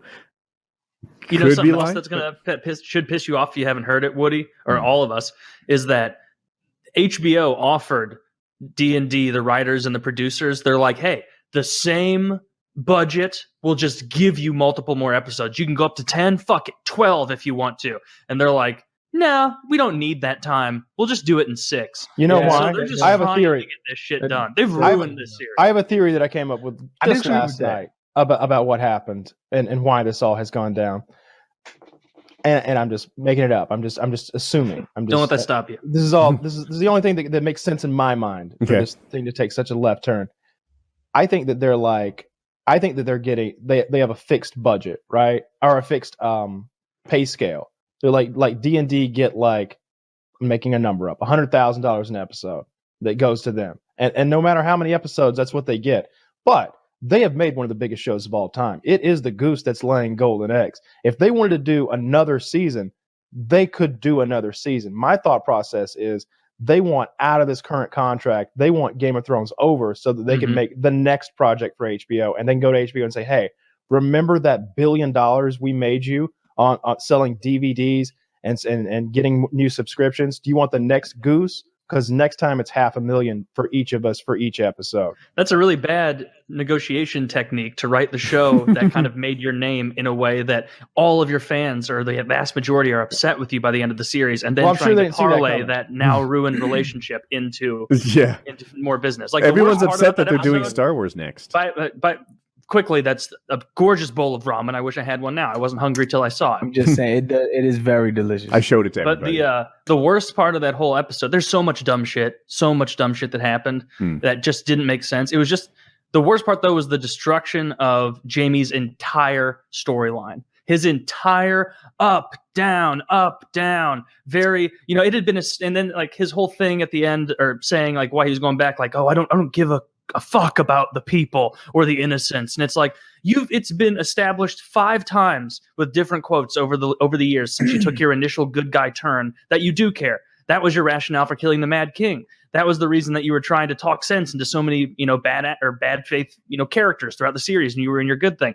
And then he just, I guess the only reason to go north for Jaime was to fuck Brienne, and then he goes back and dies with Cersei there. It doesn't make so what was the fucking point of his entire story arc? Shit. Like, there was no here's growth. the thing. He was always a piece of shit, though. He was good for a while, though. He did have moments, but here's I like the bullet point of war is complicated, right? So the Northmen come in, they battle for 8-12 minutes, and then start raping chicks, right? No, of course Jon Snow protects the girl or whatever. They're 8 minutes in, Arian. You expect them to take a break. This is a union job. So anyway, like 8 minutes into the war, I think the timing's right on that. They start raping girls, but they didn't even win yet, though. I know it's still going. No, they rang the bells and shit. But and Jorah warned him about that. It's like, Khaleesi, you can't bring Dothraki hordes into the West. It wasn't a Dothraki. It was a Northman, and that's important because they were driving home the point that war is ugly, bad things happen, and throughout the whole series, they've been driving home the point of good is bad and bad is good. These things are grayer than you think, and all these gray characters, as opposed to black and white, was one of the beautiful parts about Game of Thrones. But then it just got done really clumsily, in a clumsy way. I think it just got rushed. They tried to fit it into 6 episodes and they got rushed. I'm thoroughly happy and pleased with it still, though, because I couldn't make a better show than that with what they did. That's a beautiful. So however they choose, that's not the standard. I don't watch a show and say, Arian Foster could have done better than that. That's going to be my money on every movie and show. Well, I mean, it's better than what Arian Foster never even directed a movie. I think he could have done better. No, but I think that's just how I gauge art in general, right? It's like, could I have, or not even could I? Just like, I just appreciate what they gave to us. Like, I still enjoy. They didn't give it though, Arian. They sold it to us. They did. They sold Dude, it I've never gone to a mechanic and been like, they fucked my engine up, but I couldn't have done better. That's different though. I don't know. It sounds exactly parallel. I will say this, You Arian. need an engine. You don't need a Game of Thrones. That's true. It's luxury. You could have it's done a just a better silly job show. with The Force Awakens, though. You could have done better. Did y'all enjoy at least Click Game Bowl? the episode before the war? We hated the war. I hated the war. I hated that. I didn't like That that. was The Battle of the amazing. Bastards was way better than that. Here's my better. thing. That was a great war. Yeah, that was a great one. Episode 2, everyone loved it. Loved it, right? They all knew they were gonna die. They're singing around. Podrick sang, and he can sing. They've been keeping that bullet in the chamber for 8 years now, and I'm amazed. Huge cock, can sing. Yes. Knows how to cook. Cool guy. He's the killing machine. So like episode 2 was amazing, and then episode 3 happened, and it made 2 worse because all of them sort of dealing with how they faced their death didn't die. Yeah, I didn't like that. I'd say this: I didn't like the Game Bowl either. I didn't like it, and let me tell you. And look, we were waiting on it for so long that just seeing anything, I'm sure when it happened in the moment, we were all like, "It's happening finally." Good. Anything they put on the screen, I'm enjoying. That's how I was. But then I thought back, and I'm like, "But wait a minute." The best fight in this show that there's ever been, I think, was when Oberyn Martell, the Red Viper of Dorne, fought the Mountain.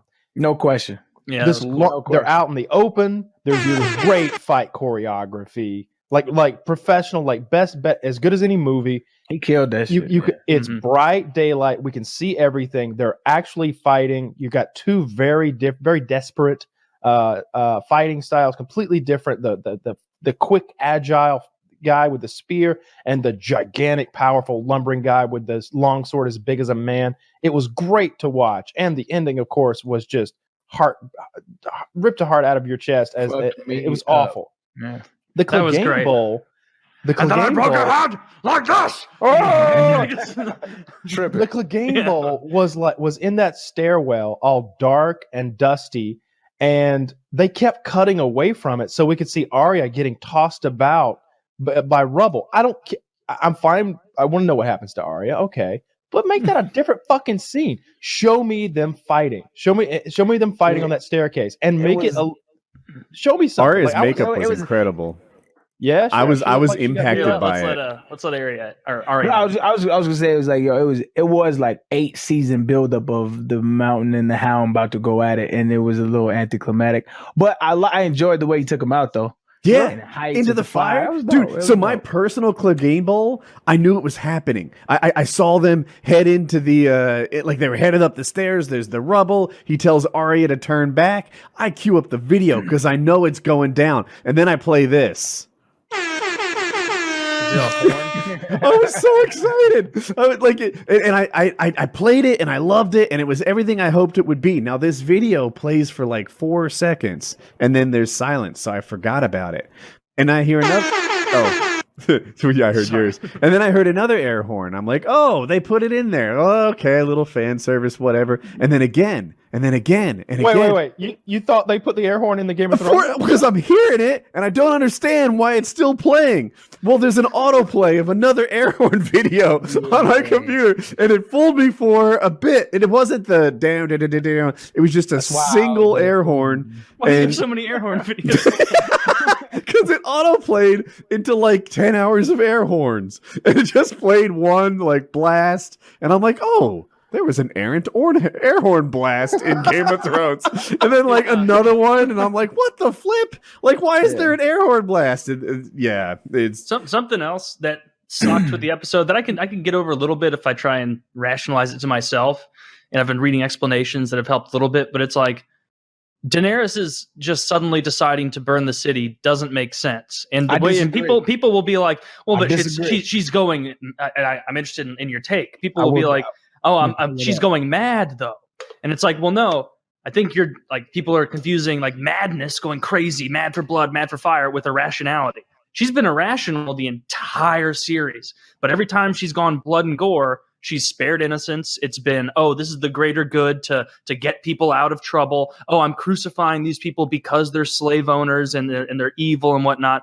And so for her to have already won the battle, for it to be over, she could fly straight to the Red Keep and burn Cersei and all of them if she wants. And then she decides to just lay waste to everyone. It just like maybe, and the rationale I've heard is like, oh, she was so afraid of Jon stealing her her seat that she decided I have to establish fear among everyone so they don't betray me. And it was just like, it doesn't feel like Dany. She's stressed so many times, like, I'm not my father's daughter in that way. I'm not like that. I'm not out to just burn and kill and everything. So it didn't make that much sense to me. Right. I thought that too. And then I read this Twitter thread, right?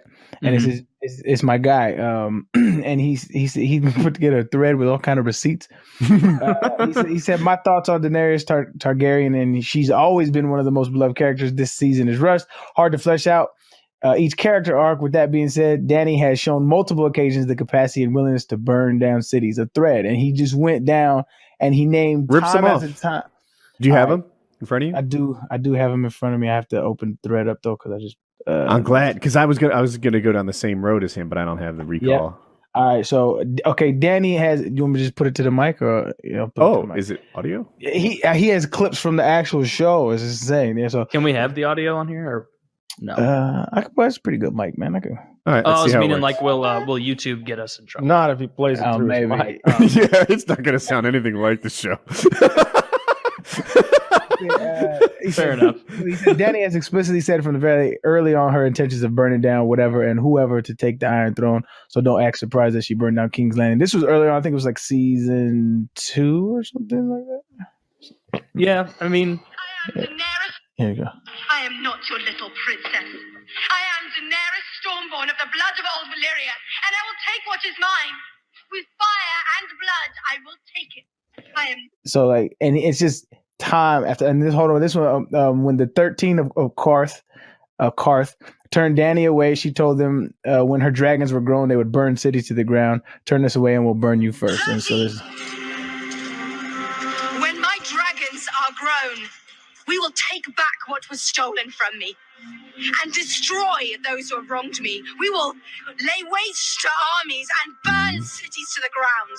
So like that, it was just time after time after time after time, and I was like, "Yo, this is crazy." You put that much work into it, but the internet's crazy. Like, when you say I'll burn cities to the ground, you don't mean you're gonna vacate the innocent people. You're gonna burn the shit down. So it's like she has shown that throughout the entire of her. There are a number of times that she got talked back by Tyrion or Barristan Selmy or whatever that guy's name was. Barristan Selmy, Jorah, Tyrion. Tyrion, by the way, who has become a retard in the last few what do you seasons. mean? He has not given a single piece of good advice in years at this point. His character was making fun of it. The shit with the actor. The actors, like Peter Dinklage was making fun of it. It was shit like fucking.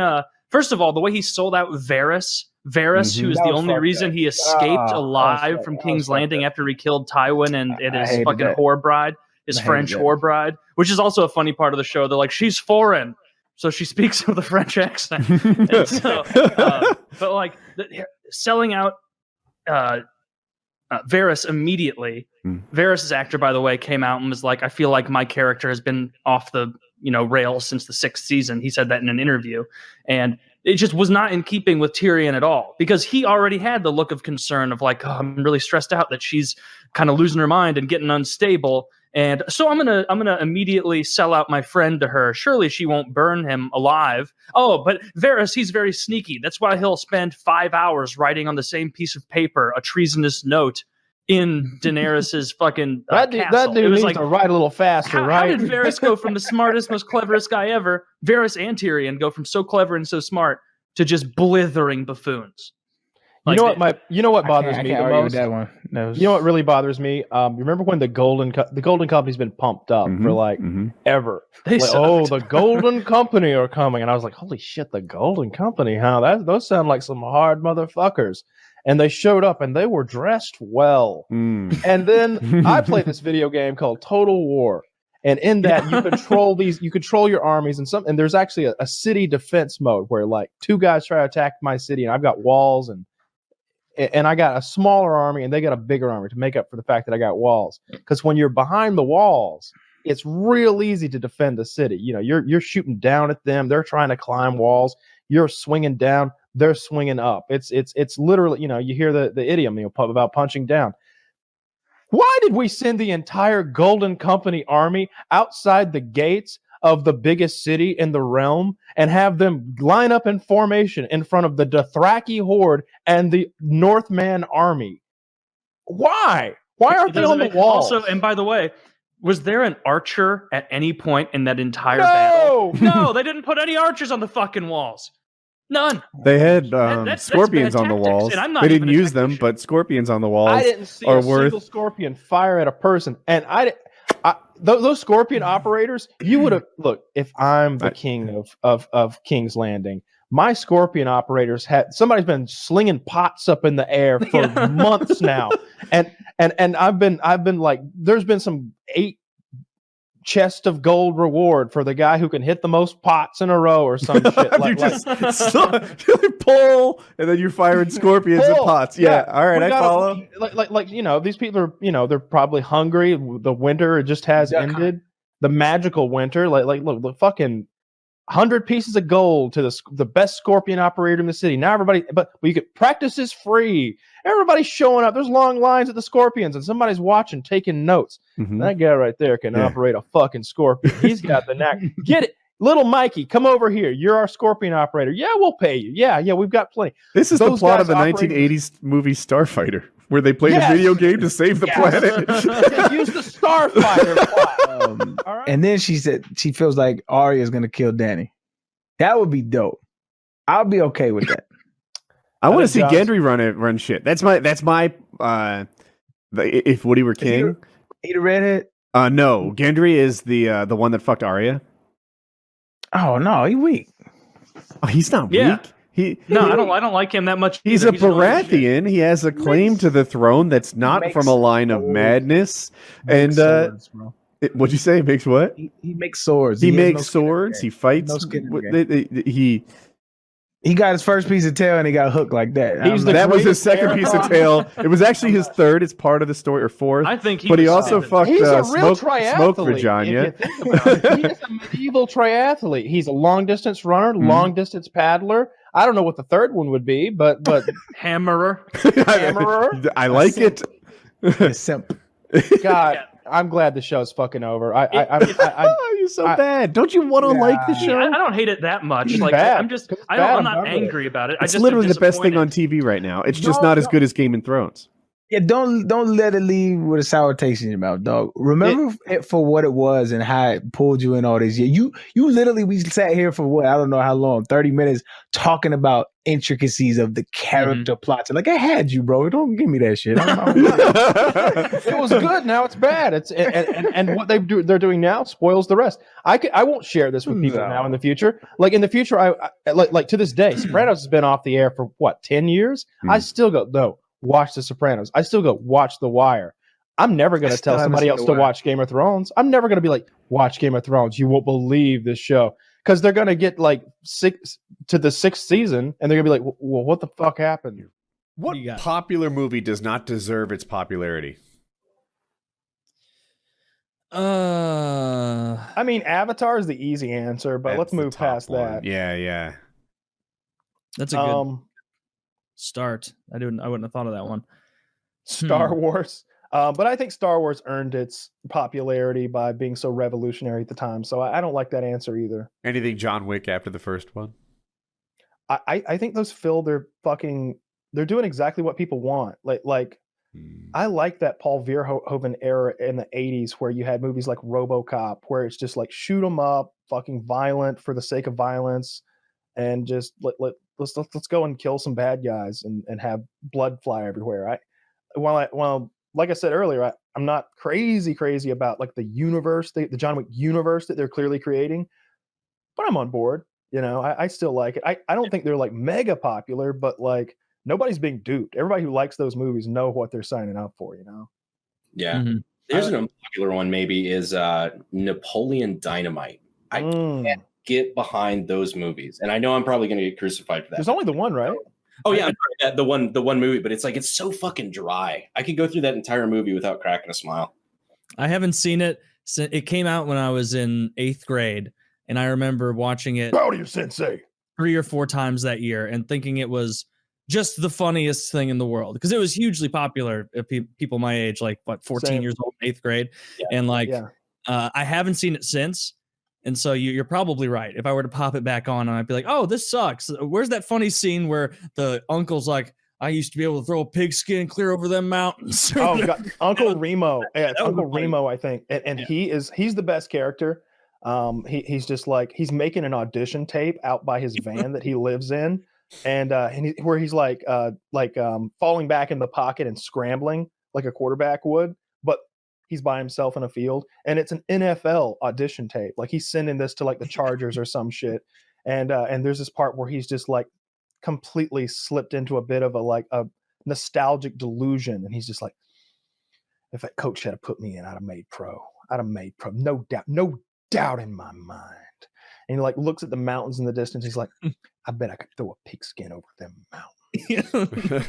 It's just like, he's so delusional about his football acumen. It's that and the Rex Kwon Do guy are the funniest parts to me. You know, where they go to like the Taekwondo school, and I can't recall that actor's name, but he's a great character actor, and he's wearing the American flag like parachute pants and like the wife beater and like maybe a do-rag or something, and he's just like, proud of your sensei, and he gets Kip up there, like Napoleon's even nerdier somehow brother, and is like doing the moves on him and stuff. And I don't love that movie.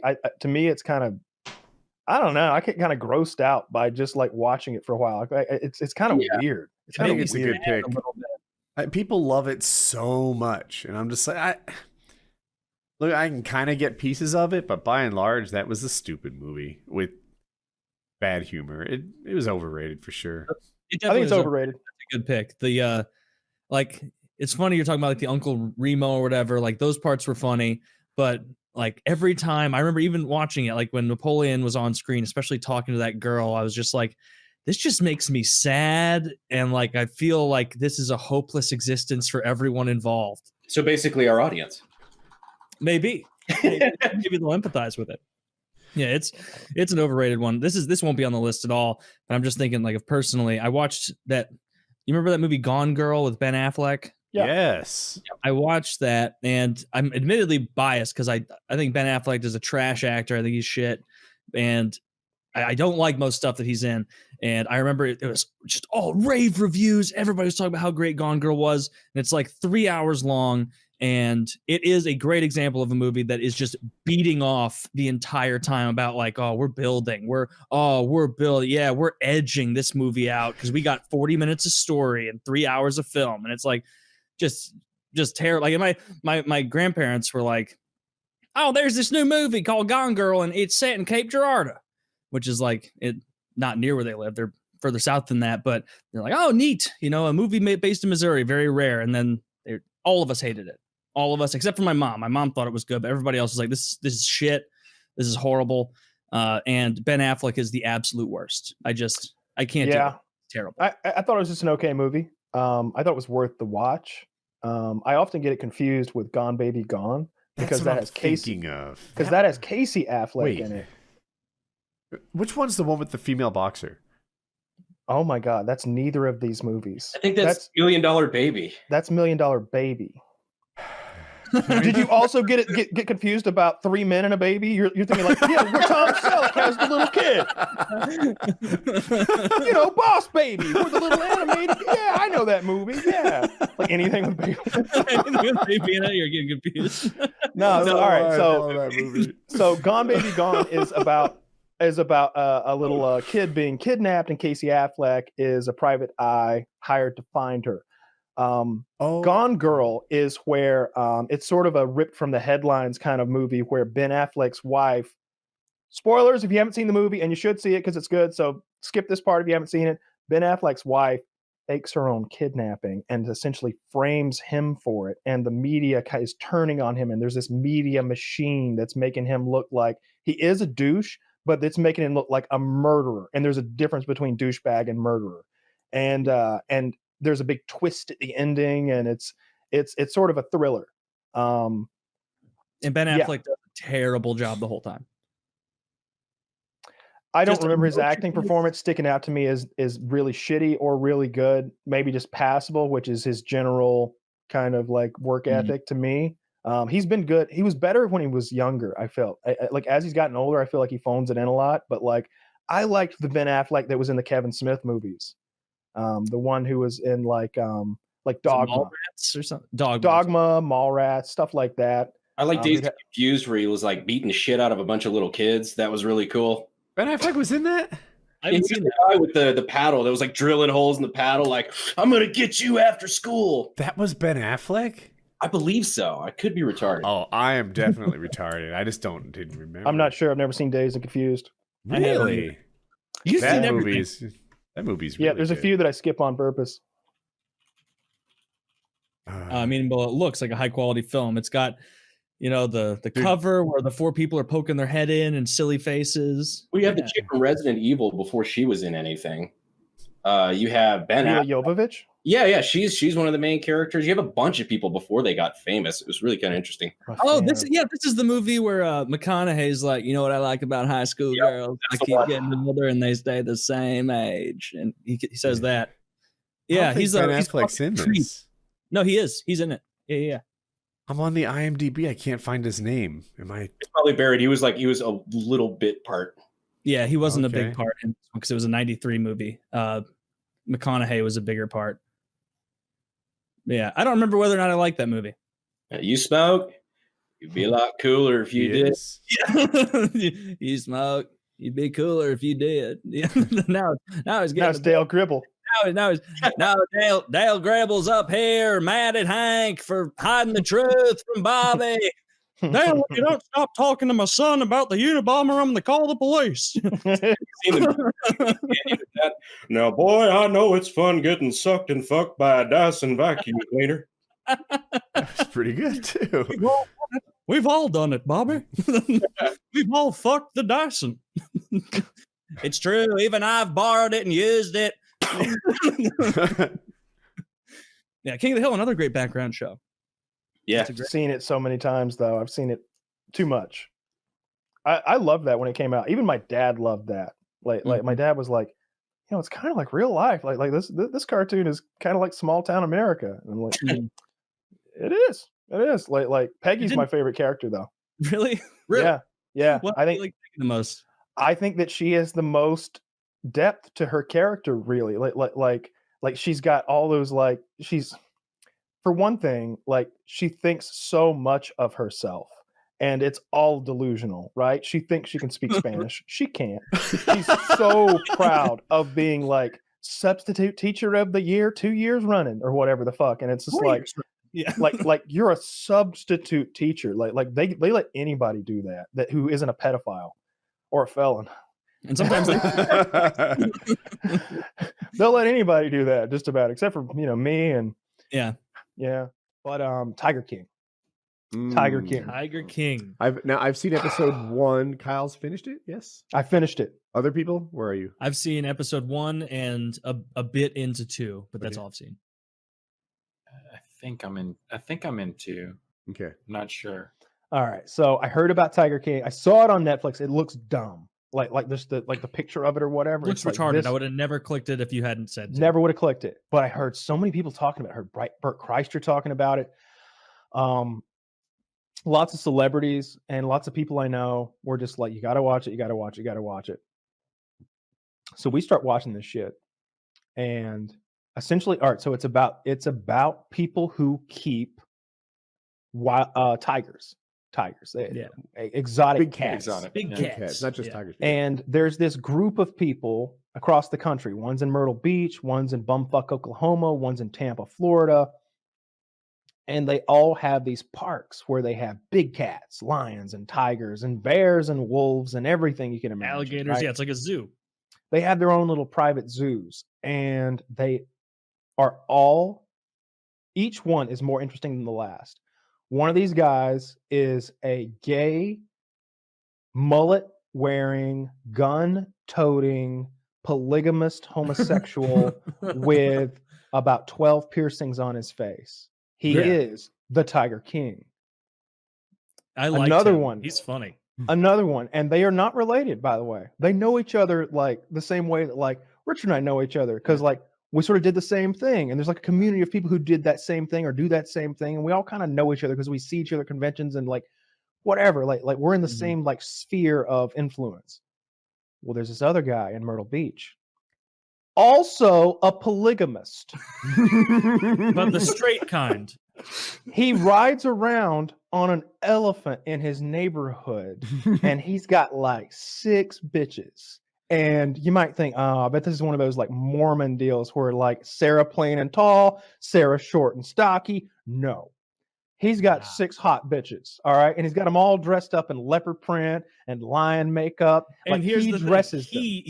He chooses all of their outfits, and as an extra level of duplicitousness and cultishness, he makes them legally change their names when they show up. So she'll be like, yeah, my name was Michelle. Now my name's Molly. Or my name is Mala. Like you give them like little like creative like, African sounding names or whatever. And it was like, oh, this is like, I was watching that last night after Kyle's recommendation. I was like, first of all, thumbs up to this guy for running what every man wants, to have a bunch of cool animals, no monkeys downside, but a bunch of cool animals and a bunch of free pussy. And they're all so brainwashed that they'll do whatever you say. And they work for 12 hours a day. They work for him 12 hours a day. They get like $200 a week. 100. Yeah, $100 a week each girl. But here's the thing. At one point he's driving through his compound and he's like, that's where Masha lives. That's her house. And that's where Dasha lives. That's her house. He's got each of these ladies in a nice fucking house. Like he's got like $2 million worth of houses just for his ladies. And then you haven't even described the antagonist yet. The antagonist is Hillary Clinton. She is so unlikable. At least the cool cult guy is funny as shit. Yeah. And he's clearly got some kind of mental impasse of like sociopathy. Like his eyes are open way too much every time he speaks. He's enunciating in a way that seems forced, seems manufactured. Directing the cameras. He's directing people. Yeah, the first like little clip they had of him, like they were talking and getting to know him, and he's like, all right. So you come around the front. I'm gonna go inside. I'm gonna open it. You say, how are you doing? I'm gonna say, I'm doing great. How are you? And then I'll let you in. All right. And then he just like walks away, and they're like, all right, well, I guess that's what we're doing. It's like he's just directing his own reality show. Meanwhile, the other guy was just as funny, where he's like, he just had a 19-year-old, a tall, lithe, young, sexy 19-year-old boy show up, and he just convinces him to stay somehow, like clearly through manipulation. So the Tiger King named Joe, he's already got one husband, right? Joe Exotic. This guy with meth mouth, who's a stocky fella, who, like good shape, muscled up, pierced nipples, tattoos all over him, and he decides time to add another hubby.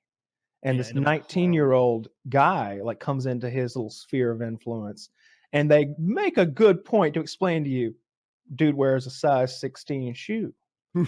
Dude's hands are enormous. All right, he's dark. He's got this nice tan complexion. Looks like a Mediterranean. Yeah.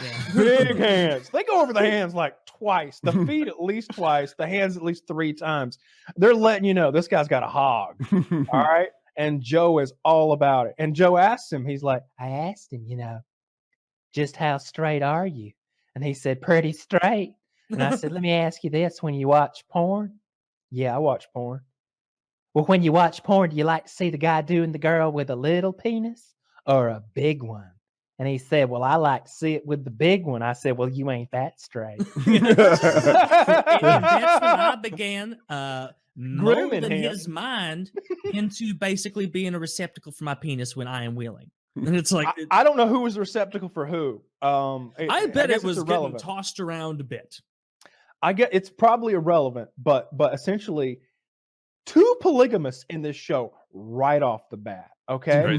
Then we meet the lady who's trying to play like the PETA, I'm here for the good of the animals. Fuck that bitch. Bullshit.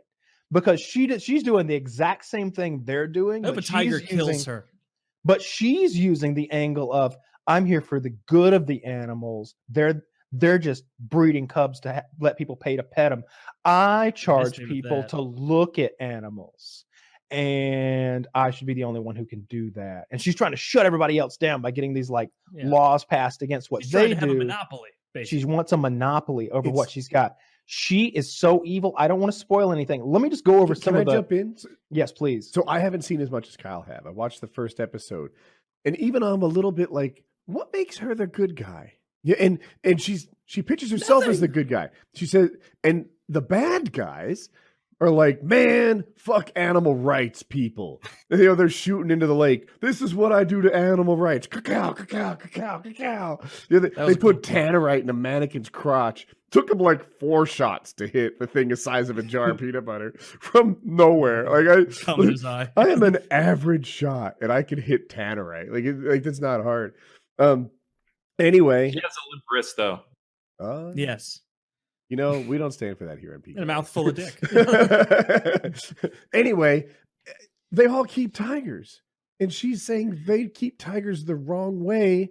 But am I missing something? He had big enclosures. You're not missing big fields. You're cluing in on hypocrisy at its finest.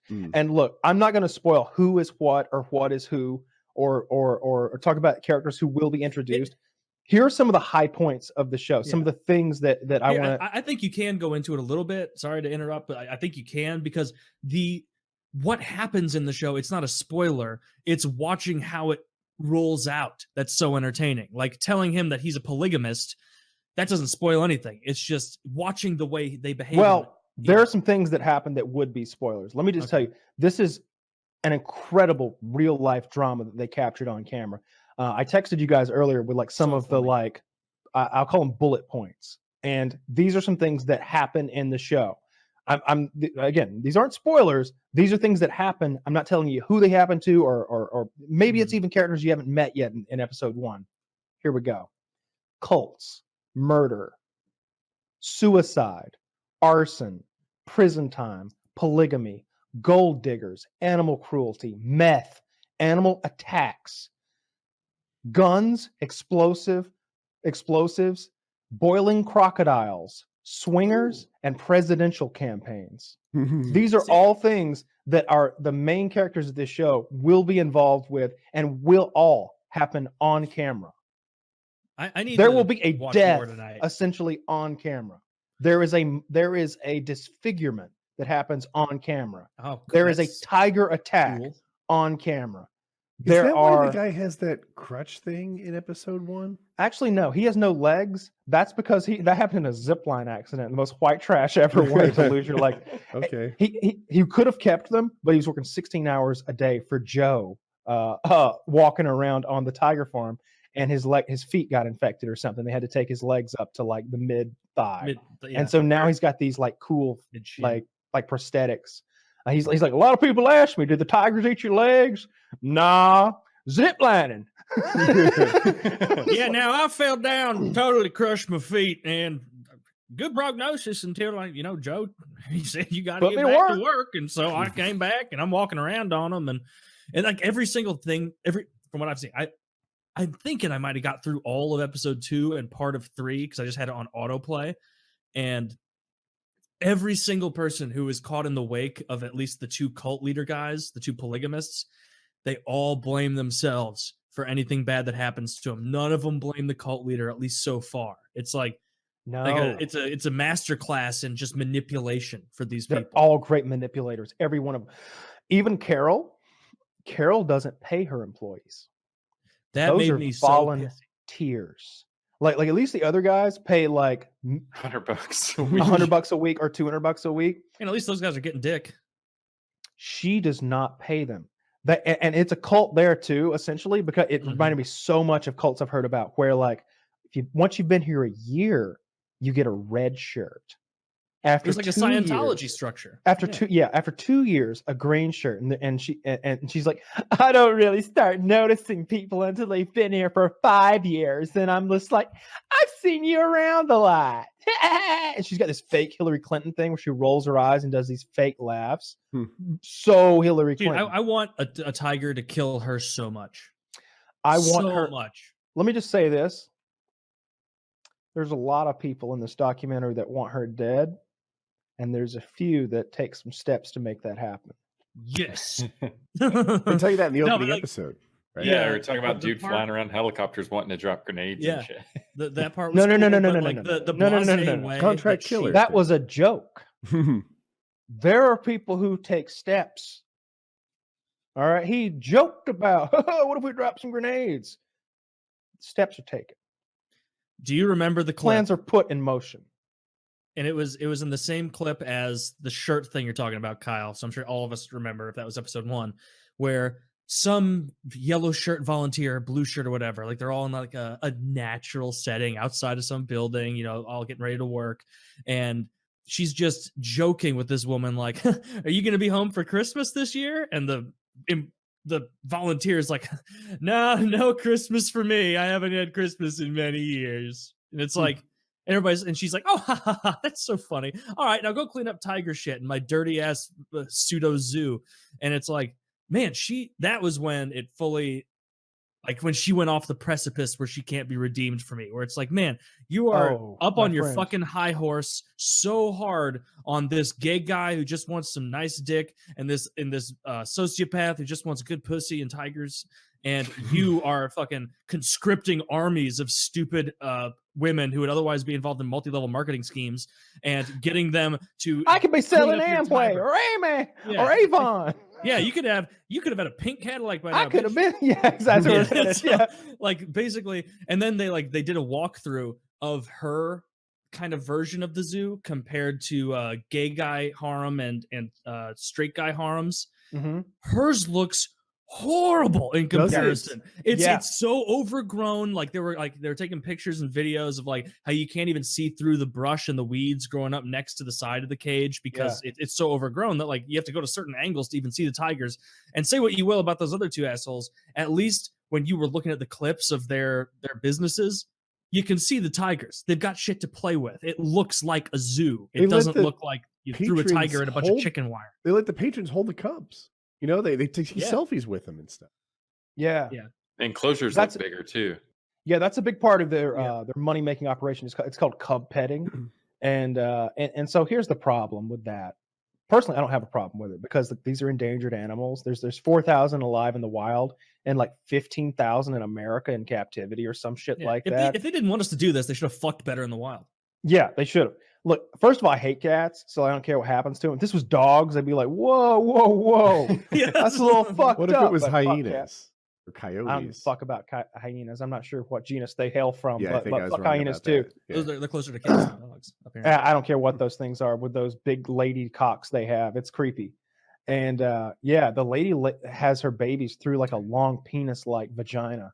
And It's like a big real old clit. It's like a pseudo penis. I thought you were saying their penises. It's a clit. Look like human this. penises. Look like human female penises. That's where my head. I was like, I don't. No, like I don't understand. The female hyenas have a penis-looking thing, but it's not, it's not it's a faux cock. So yeah, it's the most entertaining thing I've seen. It's better than making a murder. Excuse me. It's better than Making a Murderer, but it follows a similar pattern to Making a Murder. How at the end of every episode, they're like, "Oh, by the way, there's a witness," and you're like, "Bum bum bum," or like somebody at the end of the episode will get mauled or murdered or killed or dead. Somebody will die at the end of an episode. As you get deeper, there's 7 episodes, about 42 minutes long each. It's the best thing I've seen in memory. I can't think of the last, especially something that's a documentary like this. And look, this is not one of those fake reality TV shows. All right. During the filming of this, there is a reality TV show. There are yeah. There's going to be some ramifications at the end of this. And I don't mean after this. I mean in the show. There are people going to federal prison. I feel like some of the spoilers you're saving happening in the opening minutes. Like it, the guy's in jail in the opening minutes. The guy hires a contractor for hire to kill someone in the opening seconds. Yeah, like that's how they kick off the whole series. Well, there's more I don't know, perhaps. No, I think maybe there's some that I don't remember, and like the specific details are what makes some of this stuff not, like crazy. One of the things I will say is Joe Exotic, accomplished country music singer. The man, Really? He's got 2 albums, like 28 music videos, couple dozen singles, and they're on YouTube. And at a certain point, you're gonna want to hop on YouTube and start watching them. He's got one where Tiger. Are they terrible? No, they're good. That's the problem. He's a good singer, like legitimately good, and like the visuals are a little cheesy, and Joe the Exotic lyrics. country music. Here's his single, "Here Kitty Kitty." That's the one. Look, "Here Kitty Kitty" is. I don't want to spoil. I don't want to spoil this. I don't want to spoil what it's about. Is it him like trying to get pussy on? Or no, that's the other guy. It's an attack. This is like a rap battle. This is an attack against someone. I hope to God Hillary Clinton made her own diss track. that chick. I'll just say this without naming who or exactly what.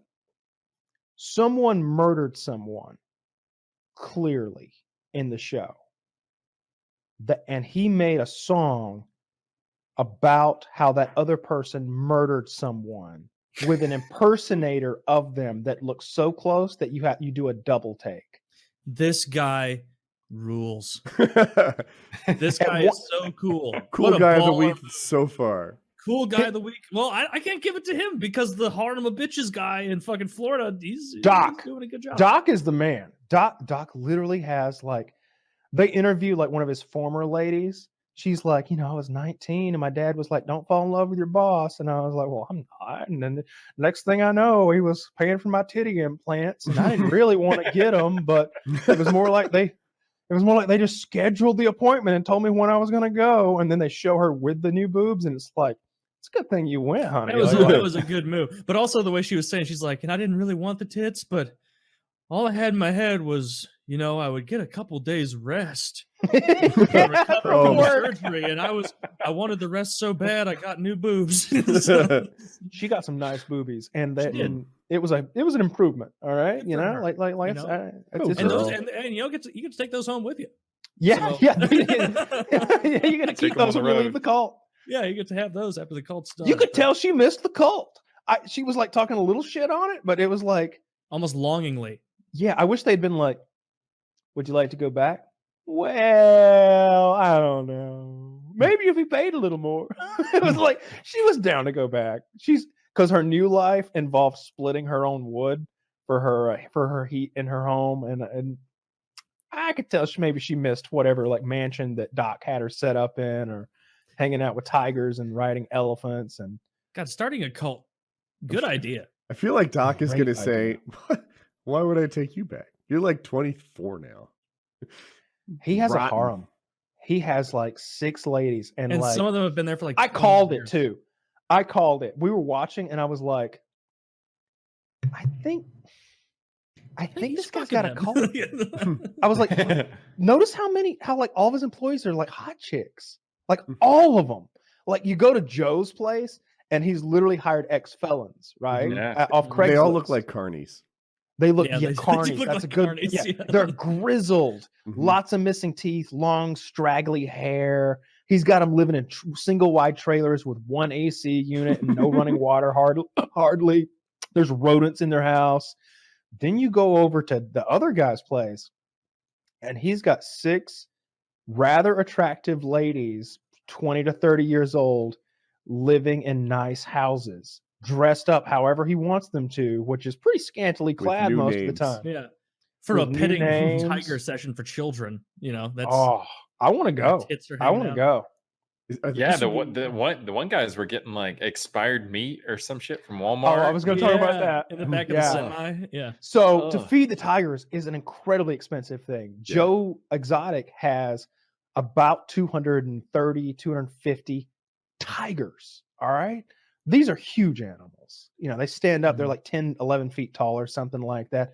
Plus, like it doesn't even go into like how many lions he has, how many wolves, how many bears. They said $10,000 a cat and something like $750,000 a year. That's what he said, right? 3 what? $3,000 a cat. I think it was Maybe I'm $3,000 a messing it cat up. per year or something like that. But it came to about $750,000 a year to feed the cats. And one of the ways that they supplement that, anytime there's roadkill, the highway patrol calls, they go pick that deer up, feed it to the cats. And what Walmart will do, he explained a scenario in which, maybe somebody takes their meat up to the counter, their car gets declined. Well, this person's handled the meat. It's been out of the freezer or the refrigerated area. They can't put it back. So they have to throw it away. Well, we get that. So what his employees do is they pick over these big trash cans full of expired meat from Walmart, pick out the good shit, and that's what they eat. Well, there's a better way. They could just show up with declined credit cards. Yeah, I send Larry up to the Walmart twice a day with a bad card. It's so good. You got this show's great. It's so good. You couldn't script a better show. You couldn't. Something about the people who are into exotic animals already, they're odd people. Mm-hmm. And these are the oddest of them. And every episode you get to meet you'll be like, well, we have filled the quota of creepy, weird dudes on this show. And then the next episode comes and they're like, this is more. Jeff. Jeff is a swinger who's a fake millionaire and a con man. And it's just like, oh God, this Jeff guy seems awful. I liked how he is. I liked how the series opened up with some random fucking fat bald guy who also clearly loved animals, and he's like, yeah, I mean, it's kind of just, exotic animal lovers and, in the trade. It's kind of an extended family of sorts. You got the monkey people who are just kind of strange, honestly, but the big cat people, they will stab you right in the back. And it's like, how could this be a stereotype in this community? Where it's like, now the monkey people, they'll treat you right, but a little strange. But these cat people, you keep your eyes out when you're around a cat person. It's like, that was great. It's just Joe's firearm safety. Woo! That man should not have. First of all, he's always got a revolver on his side. I couldn't notice what it was. I don't know, maybe a Smith & Wesson or something. Probably a 38. It doesn't seem that loud. He's always got a revolver on. He wears it on a gun belt with a bandolier bullets around, cowboy style.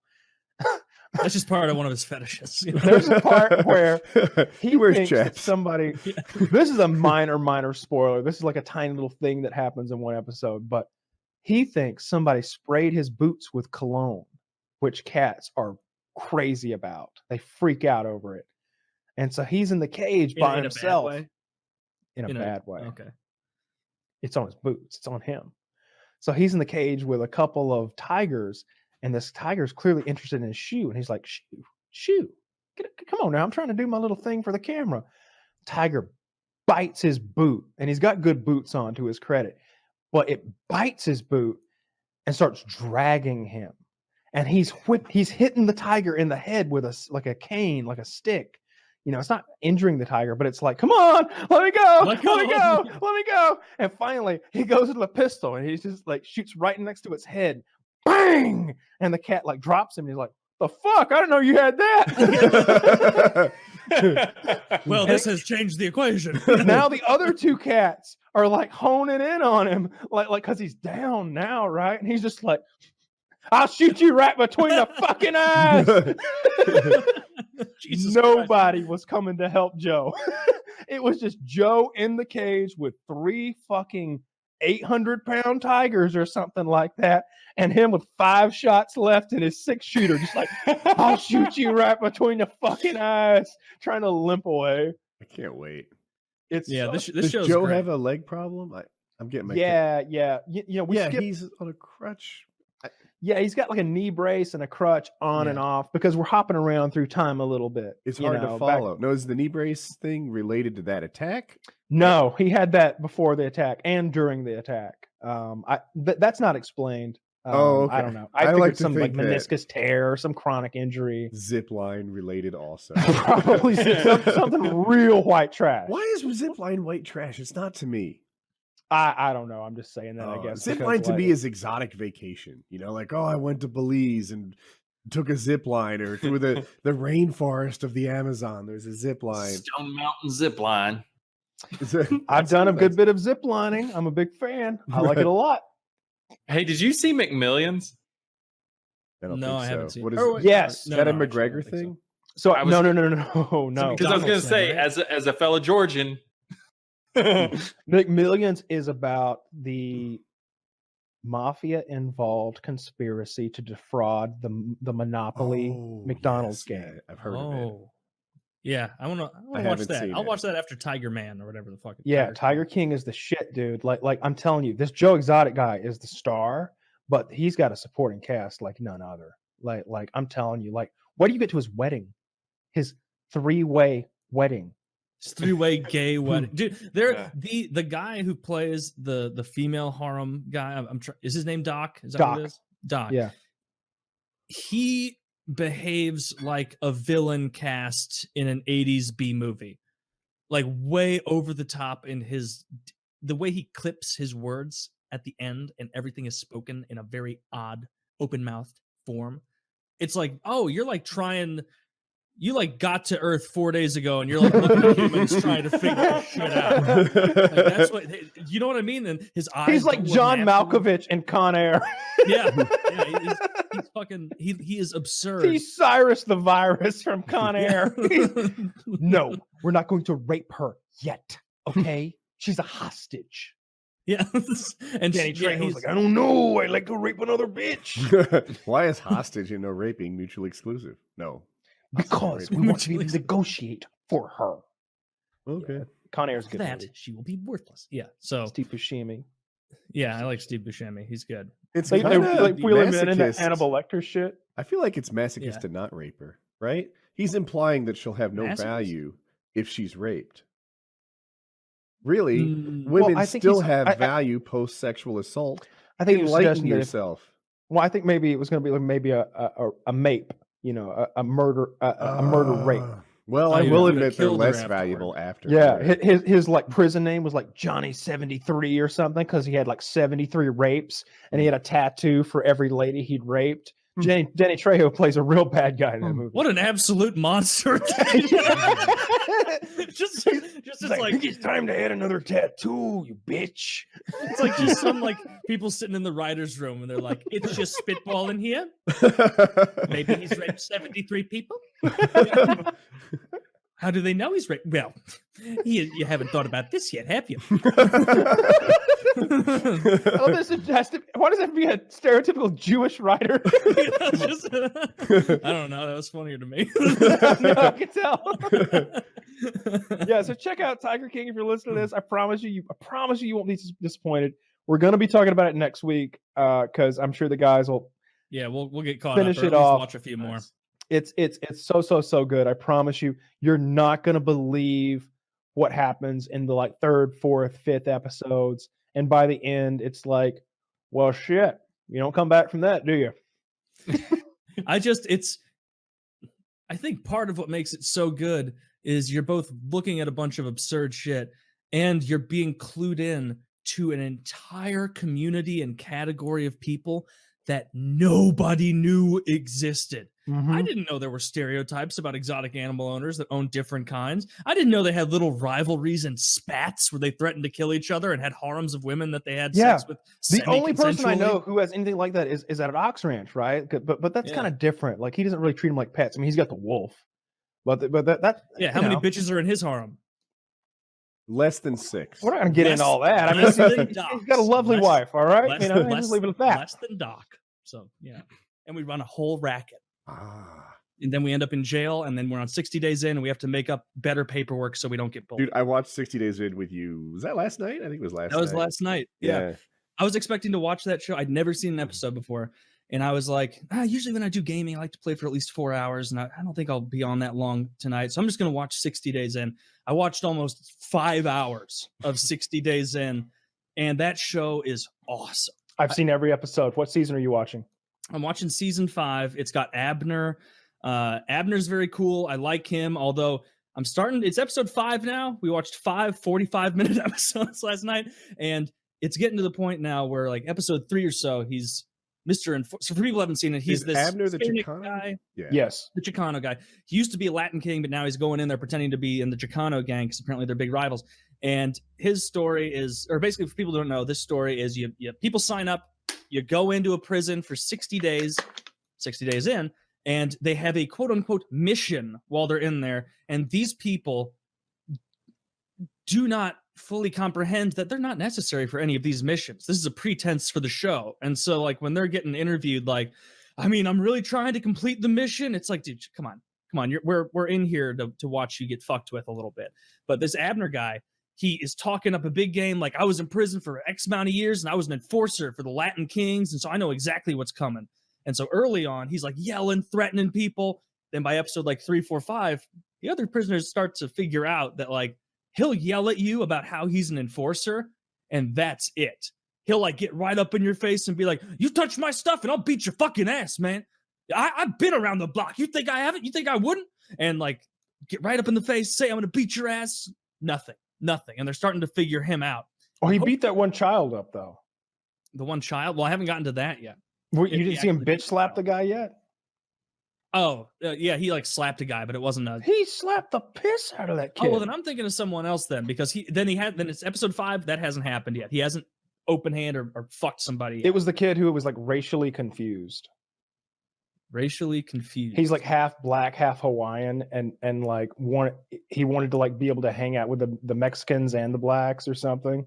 No, we haven't hit that guy yet. The guy that the guy I'm thinking about that he was gonna pop was this weird looking Dumbo ear motherfucker, little guy who was just first day in. They're like, "What are you in for?" And he's like, "I steal $600 of groceries." And they're like, "How'd you do that?" And he's like, "I put $600 of groceries in a grocery cart and I try to push it out the store." They're like, "Oh," and he's like, "How far'd you get?" He's like, "Not even out of the store." And then immediately, like Abner or someone asked him, they're like, "You know, you're a thief, man. You got something in your blood. You got a problem. Like you're not stealing around here, are you?" And the guy's like, "No, I'm not stealing around here." The next scene, it's like Roberto's second hour in. He walks over to the head of the black gang and steals a Pepsi. And then it shows him like sitting there guzzling his Pepsi down. And then not one scene later, it shows him throwing the Pepsi away, walking back to the same guy's locker and stealing a second soda. And it's like, Roberto has decided to steal a second soda from the head of the black gang. And it is a hoot of a show. The women in this season, at least, people are telling me the women in other seasons are much better. The women in this season suck because the whole mission is supposed to be the 3 that are in that block split off and like make little connections and get to know everybody else in the block. All 3 of them instantly just form a little clique and they're just talking to one another. And then how's one the of them doing? The blonde is doing better than I thought. We were all convinced the conservative. Absolutely. Everybody else is like, it was like I was saying on the stream. It's like they ask you when you're on there, like, "What do you want on there?" "Oh, construction worker." "What do you want on there?" "Oh, ex-con and you work real estate." "Perfect, ma'am. What would you like on there?" Veterans. "Oh, military veteran, former CO." And then she's just like, "No, I want right-wing conservative on there." It's like, what? It doesn't. Whatever. She did not say that. I guarantee it. They were like, "Let's call her a right-wing conservative. Everyone will hate her." Yeah, well, I was convinced she was going to do the worst, and then it ended up that the ringer from that season, Steve, who they built him up in the beginning. They're like, and then for our final ringer, because they have 6 people going in on their own, and then just in case those 6 people get compromised because of some sort of information leak, they have a ringer go in who's totally independent. The other 6 have no idea who this guy is. He's just blending in, and he is pumping his own tires. "I'm a private investigator. I've been in lots of fights. I've seen things you wouldn't believe. I've done undercover work. For organizations I can't even name. Bad undercover work. Like people shoot at me when I'm in the trees." Yes. Like, people shoot at me when I'm in trees. People, when they catch me tailing them, they'll rear end me. It's like, okay, so you're not a very good one. He gets one day in, he lays under a blanket, and then someone asks him like, "How long are you in for?" He's like, "I don't know, maybe like a couple of months."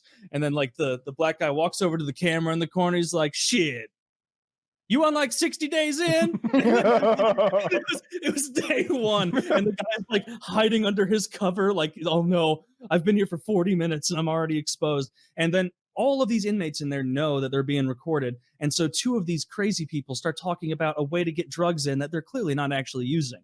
And they're like, so what we do is we dip a birthday card in acid, and then we let it dry, and then we soak the birthday card in cologne, a couple sprays, so that when it's coming in the jail, they smell it, and they go, oh, this is just perfume. They don't know that it's just an enormous tab of acid, effectively.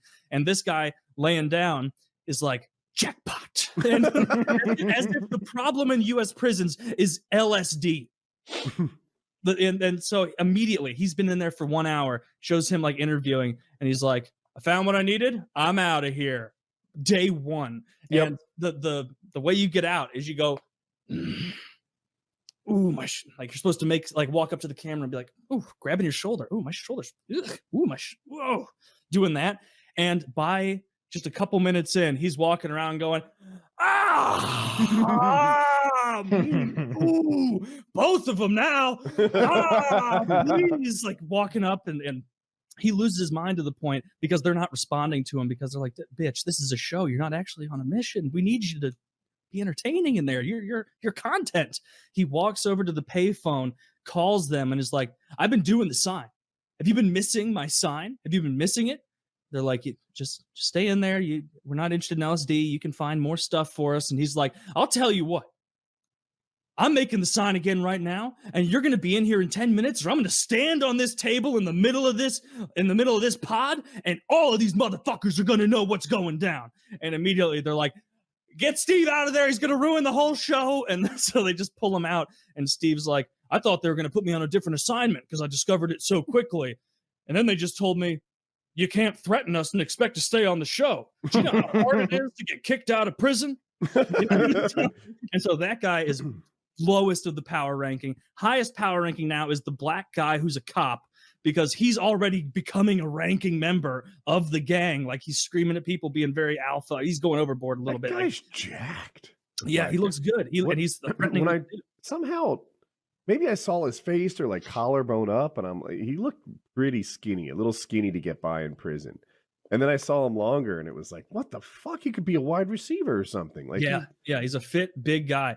So him and Abner are my two favorite ones so far from that season. But I got to watch more of this. It's cool. Yeah, I love the show. If you go back to, it might be season 2 and 3. They're in. I know one of the things they'll do is like season 1 and season 2 might both be in Indiana. I know the first season is Indiana. I don't know if they just go back to Indiana for the second season, but they go to Fulton County, Atlanta, Georgia at one point for two seasons, you know. Mm-hmm. And one guy, this white guy, he gets in so good with the prisoners, and the prisoners love him so much. They call him White Mike. White Mike. They're playing ball. He's like good at everything. He's an ex-Marine. He's like athletic, like playing basketball with all black guys, and he's holding his own, and he's just good at stuff. And he's friendly. People like him. He's in. And they get to the end of season 2 or season 3, whichever it is, and they go, so Mike, you did amazing. You did amazing. You found a lot of great intel.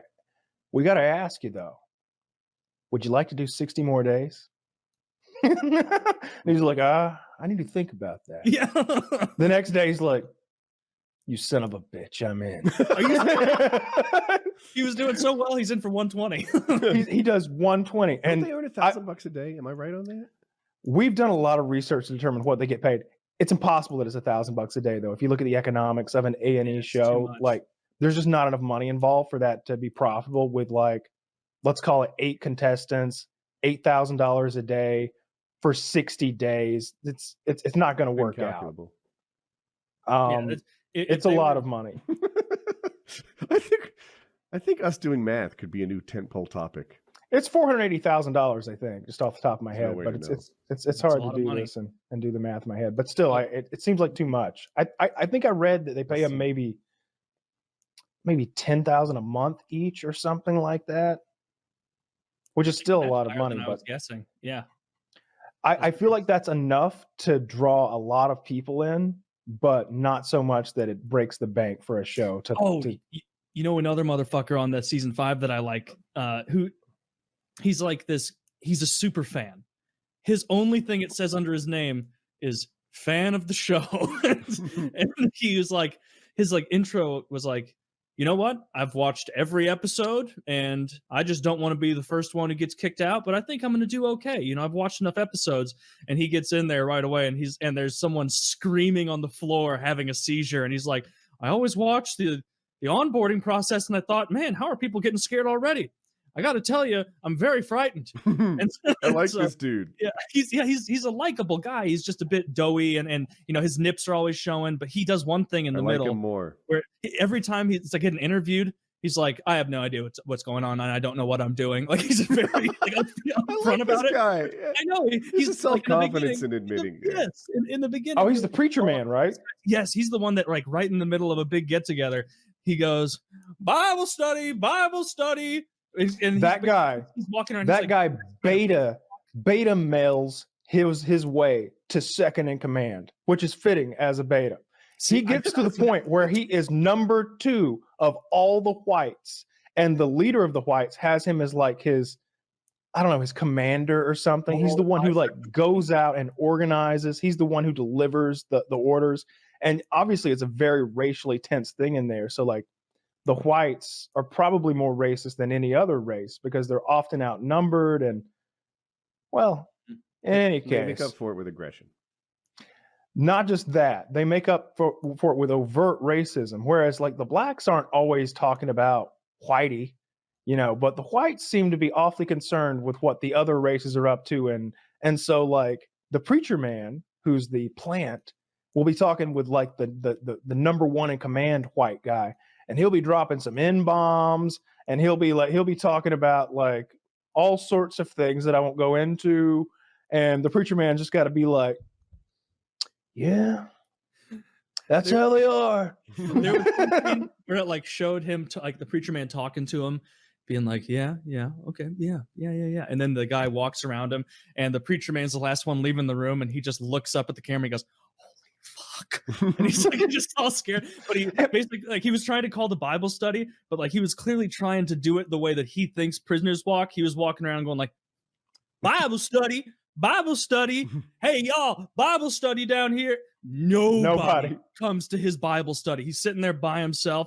He also made the mistake of white TV hour. Like they had they're apparently, like Kyle said, they have racial TVs, except the guy who was leading that watch block, Full House. I hope that's where this is going. The guy named Rocker, who's the black guy in charge. And this block, the black gang is the most powerful. I think it was the other block where it was the white gang that's the most powerful. So there are different dynamics there, but they're not interacting, obviously. And it's the white guy who looks like Lord Farquaad, the head of the whites, is like, hey, it's your day. You know, pick what's on TV, dude. Pick what you want. And the guy's like, I didn't know what to pick. I just didn't want to ruin white TV day, is what he said. and he goes, ESPN. And then everybody's going, oh, and he's like, but it's March Madness. What, you guys don't want to watch March Madness? And then they turn it on that. He sits down and looks away from the TV, and Rocker starts going, how are you going to put it on ESPN? You're not even watching the TV. Give me the remote. And he's like yelling. And this poor preacher guy is like alone in his little confessional later. And he's like, well, I ruined white TV day. So that guy I like a lot. He's cool. Yeah. After watching 6 seasons of that show, I think that's what it is. I feel infinitely better about how I handled myself in jail and in prison, because some of these people are such pussies and such bitches and so socially retarded that it's just like, why would you say that? Why would you do that? Why would you stand there? Why are you sitting like that? What's wrong with you? Like, wait till you get to the season in Fulton County where they start thinking that one of the fellows is gay because he walks a little funny and he carries himself a little funny. It's a whole thing. It's a whole thing. Because like, if you were trans, like if you were a hot gay person in there, if you were attractive and like open to like servicing some men, that'd be okay. Nobody'd mind. They'd love that. Some of them in particular. But if you're just like a regular looking guy, if you look like one of us and you're just gay, that doesn't fly. That doesn't fly. Yeah, well, I mean, we're not hot enough to be gay. We all know that. Now, and also, maybe if I worked out in prison, I would be. We don't have the build for it, Woody. A lot of burpees. burpees until you no. Forget the burpees. Anymore. Squats. That's good thinking. That's what's going to serve you best as a prison bitch. Yeah, huh? Literally. Nice and firm back there. Mm-hmm. That'd be funny to be a guy who ruins it immediately, where they're like talking to me. They're like, Taylor, you're going to go in, try and infiltrate the white gang, see how high up you can get. And as I'm going in, getting interviewed, I'm like, they told me to infiltrate the white gang. I don't think so. I don't think I'm going to do that. Just walk in and be like, hey, what's up, Holmes? It's me, Tito. And then immediately like, get him out of there. Get him out of there. It's like, immediately they have to pull me out. They're like, and I'm like, oh, I didn't realize they would tag me as white. And it's like, you had an American Eagle shirt on. You were the only new prisoner with Sperry's. Man, you don't like boating recreationally, man? Man, you know, for Hispanic TV Day, I'm putting on HGTV, get a little Property Brothers. Yeah, it's like, and they're like, you're not pulling it off, man. No, it's a great show. And there's some like legit like fights and stabbings that go down. I haven't seen any stabbings. They're kind of rare. I'm trying to think of the season that has the stabbings. It's not Fulton County. It's in that season. Like one of the guys is like an ex-college quarterback. He's like big black guy and he's really ripped and he's tall and thin and like he's just got his shirt off all the time, like doing chin-ups on the stairs for the cameras. And at some point, two of the other prisoners get into like an argument, and it just keeps getting more and more serious until they're shouting and yelling and sort of in that pre-fight stance. And one runs away, and you're like, well, that was weird. And he immediately returns with a mop, handle first, swings it at the guy and misses, and it snaps in two. And instead of hanging on to the jagged handle, he drops that because the guy he swung at has pulled out a shank. Oh, excuse me, a chink. And the guy starts stabbing the fuck out of him as fast as he can. All like the guy getting stabbed kind of goes in like for a takedown maybe, but that just opens the back of his head and his shoulders up to just and like the worst stab wound was actually his ear because ears bleed like crazy. And so there's just blood flowing everywhere. And oh yeah, he was fine. That's the thing. When I think about a knife wound, I think about a singular one, or sometimes a slash, which is awful cosmetically. But people who are serious about stabbing, they'll get 12, 15, 25 stabs in there. Yeah. It's especially a a sharp toothbrush. Like they know they can't get you with one. And so prison stabbings, it's like, oh, so-and-so was stabbed 37 times. Because it's the knives almost always suck. 3/4 inch, incisions in your body. Yeah, most of the knives suck. It'll be like a really small screwdriver that's been like sharpened to a really sharp point. They're like ice pick wounds, but it's never even long as an ice pick. They'll sharpen a nail up, like literally a nail, and then put that in something like a T-grip so that the nail protrudes out between the knuckles and they can punch with it. It's real troublesome. Cool show though. Cool show. It's an interesting premise. I had read that it was fake, but after watching it, I don't think that is fake. That looks pretty fucking legit. I had people in chat, Taylor Merca on Twitch, come hang out, guys. I had people in chat saying like, oh, this is so fake, so fake. I don't even humor that.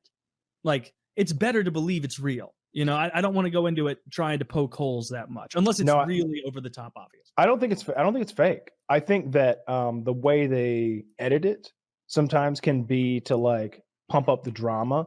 Like maybe if something's happening and they go to like a close-up shot of someone for a reaction, maybe that reaction wasn't right at that moment. Yeah. Maybe they're not actually reacting that way to what happened. But that's just to like get a narrative going. Of course. But the actions that happen are real and the prisoners are actually in there. So last night I was reading about that. What happened was Taylor asked if anyone ever died on the show. And it raised my curiosity. So I started looking at it, started reading all about the show, etc. Contestants have said that certain things are fake or misleading. And by that, they mean that like, look, they acted like I was in really hot water for this thing. I actually wasn't. Like they pumped some music in and made it seem like a bigger deal than it really was. They acted like the cause of my hot water was this thing. Like actually, they were mad about something else and they just stringed together some misleading editing and to make it look like the anger was caused by that. Or like a couple events. and turn them into one bigger one with a longer yelling match. But all the footage is real. Better yet, it's edited but not scripted. I think that's the phrasing I'm looking for. Certainly so. Yeah. And so that definitely doesn't make it fake. But if you look at any other reality show like Survivor or Big Brother or anything like that, that's just fake as fuck. It's so fake. It's so fake. All of it's so fake. Mm-hmm. I haven't watched Survivor since. I wonder what 1, level fake it is. Like for example, do they choose who wins the competitions? Who gets voted off? Is that chosen by the producers or the contestants? Like, where is the fake begin and end? I would say that all of that is legit. Like the voting and the winners and stuff is legit, but the way that things are presented to us are completely different. And they might suggest that like contestants don't know a thing, when in reality, like Jeff Probst just walked over there and like, all right, so here's what we're gonna do. Y'all act like you're hearing this for the first time when we do it in a minute, but just a lot of it is scripted, really, like reactions and all that stuff. It's super fake. Mm-hmm. I'm gonna watch more of it. That show's awesome. Oh, that show's great. I agree. I was gonna ask as well. This time around, will the police be waiting for our gentleman outside? Because that's the coup de grace. Oh, that's so satisfying. That's when the cherry on top. Well, yes, we will have police will be doing a parallel investigation, as in most of the investigations we did in To Catch a Predator.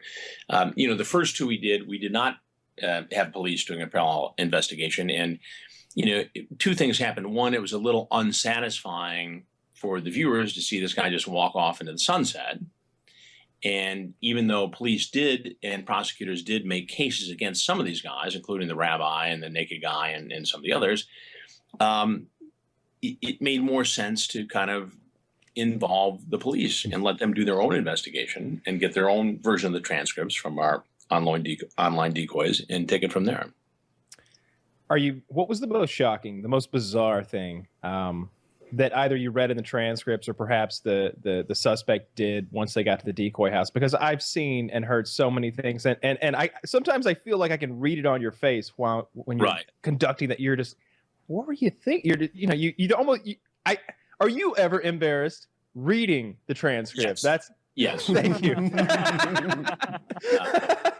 And you have to remember that I'm not just responsible to my audience or to my bosses, which I am, but I'm also responsible to, my kids' friends' parents, teachers at the schools, and all that stuff. I mean, there have been examples where, I've had a kid sitting in a class in college where suddenly they're showing, To Catch a Predator shows, and he's, do I say that's my dad? Do I give that up? Do I want that kind of scrutiny? What do I do here? And it's a big debate, and we try to be just graphic enough to show what these guys are capable of doing without being offensive. And I hope that we, tiptoed along that fine line. But yeah, I mean, in terms of what the most graphic moment was or disturbing moment, I mean, it's a 25-way tie for first. I mean, we had two naked guys, one who wanted to conduct a sex act with a young girl and a cat and whipped cream and all kinds of stuff. Another guy walked in and showed up again the second day, and a guy who showed up in Fort Myers, Florida, with his 5-year-old son to walk in the house, and that silenced everybody. I mean, he brought his kid. He brought his kid, yeah. And you got to imagine. See, I work with a group of guys on this who've been with me in the darkest corners of the world, whether it's in Africa doing thievery stories when it comes to identity theft and all kinds of things, or Al Qaeda using blood diamonds to launder terrorist funds. I mean, these guys have been around the world with me. And in this one scene, this guy pulls up. He's the last guy in an investigation, as I said, in Fort Myers, Florida. He pulls up in his SUV. He goes to the back door, and I'm thinking he's going to pull out a pizza and a 6-pack. Instead, he leads his 5-year-old son out by the hand, walks up the driveway into the house. Now, I've got to figure out what I'm going to do. A collective gasp goes out in the house. And so he walks in, and I said to him, on the fly, I said, look, you know why you're here. I know why you're here. I'm Chris Hansen, and I'm just going to let you go because I don't want to traumatize your son with whom you brought. And he left, and the police arrested him and gently scooped up the son, and that was it. But it was it was just so shocking that somebody would do that on a Sunday afternoon. I feel I have to ask, was he planning to involve the son in some sort of sex act, or was he just babysitting for the day? He was babysitting for the day. His wife was at work. I think he was going to go set him in another room and watch Barney videos or whatever, and go do his thing with a 13 or 14-year-old boy. And the shocking part of it was the backstory to that, which was he had to move out of his house because child services said you can't be in there during this investigation. Ultimately, he moves into the house. The child is moved to a relative's house. He's living there and, has another child with the mother before he goes to trial and gets a 4-year prison sentence. And it just really, the lesson of that is, and what we're going to do with the new series is we're going to try and do more of the front story and the backstory.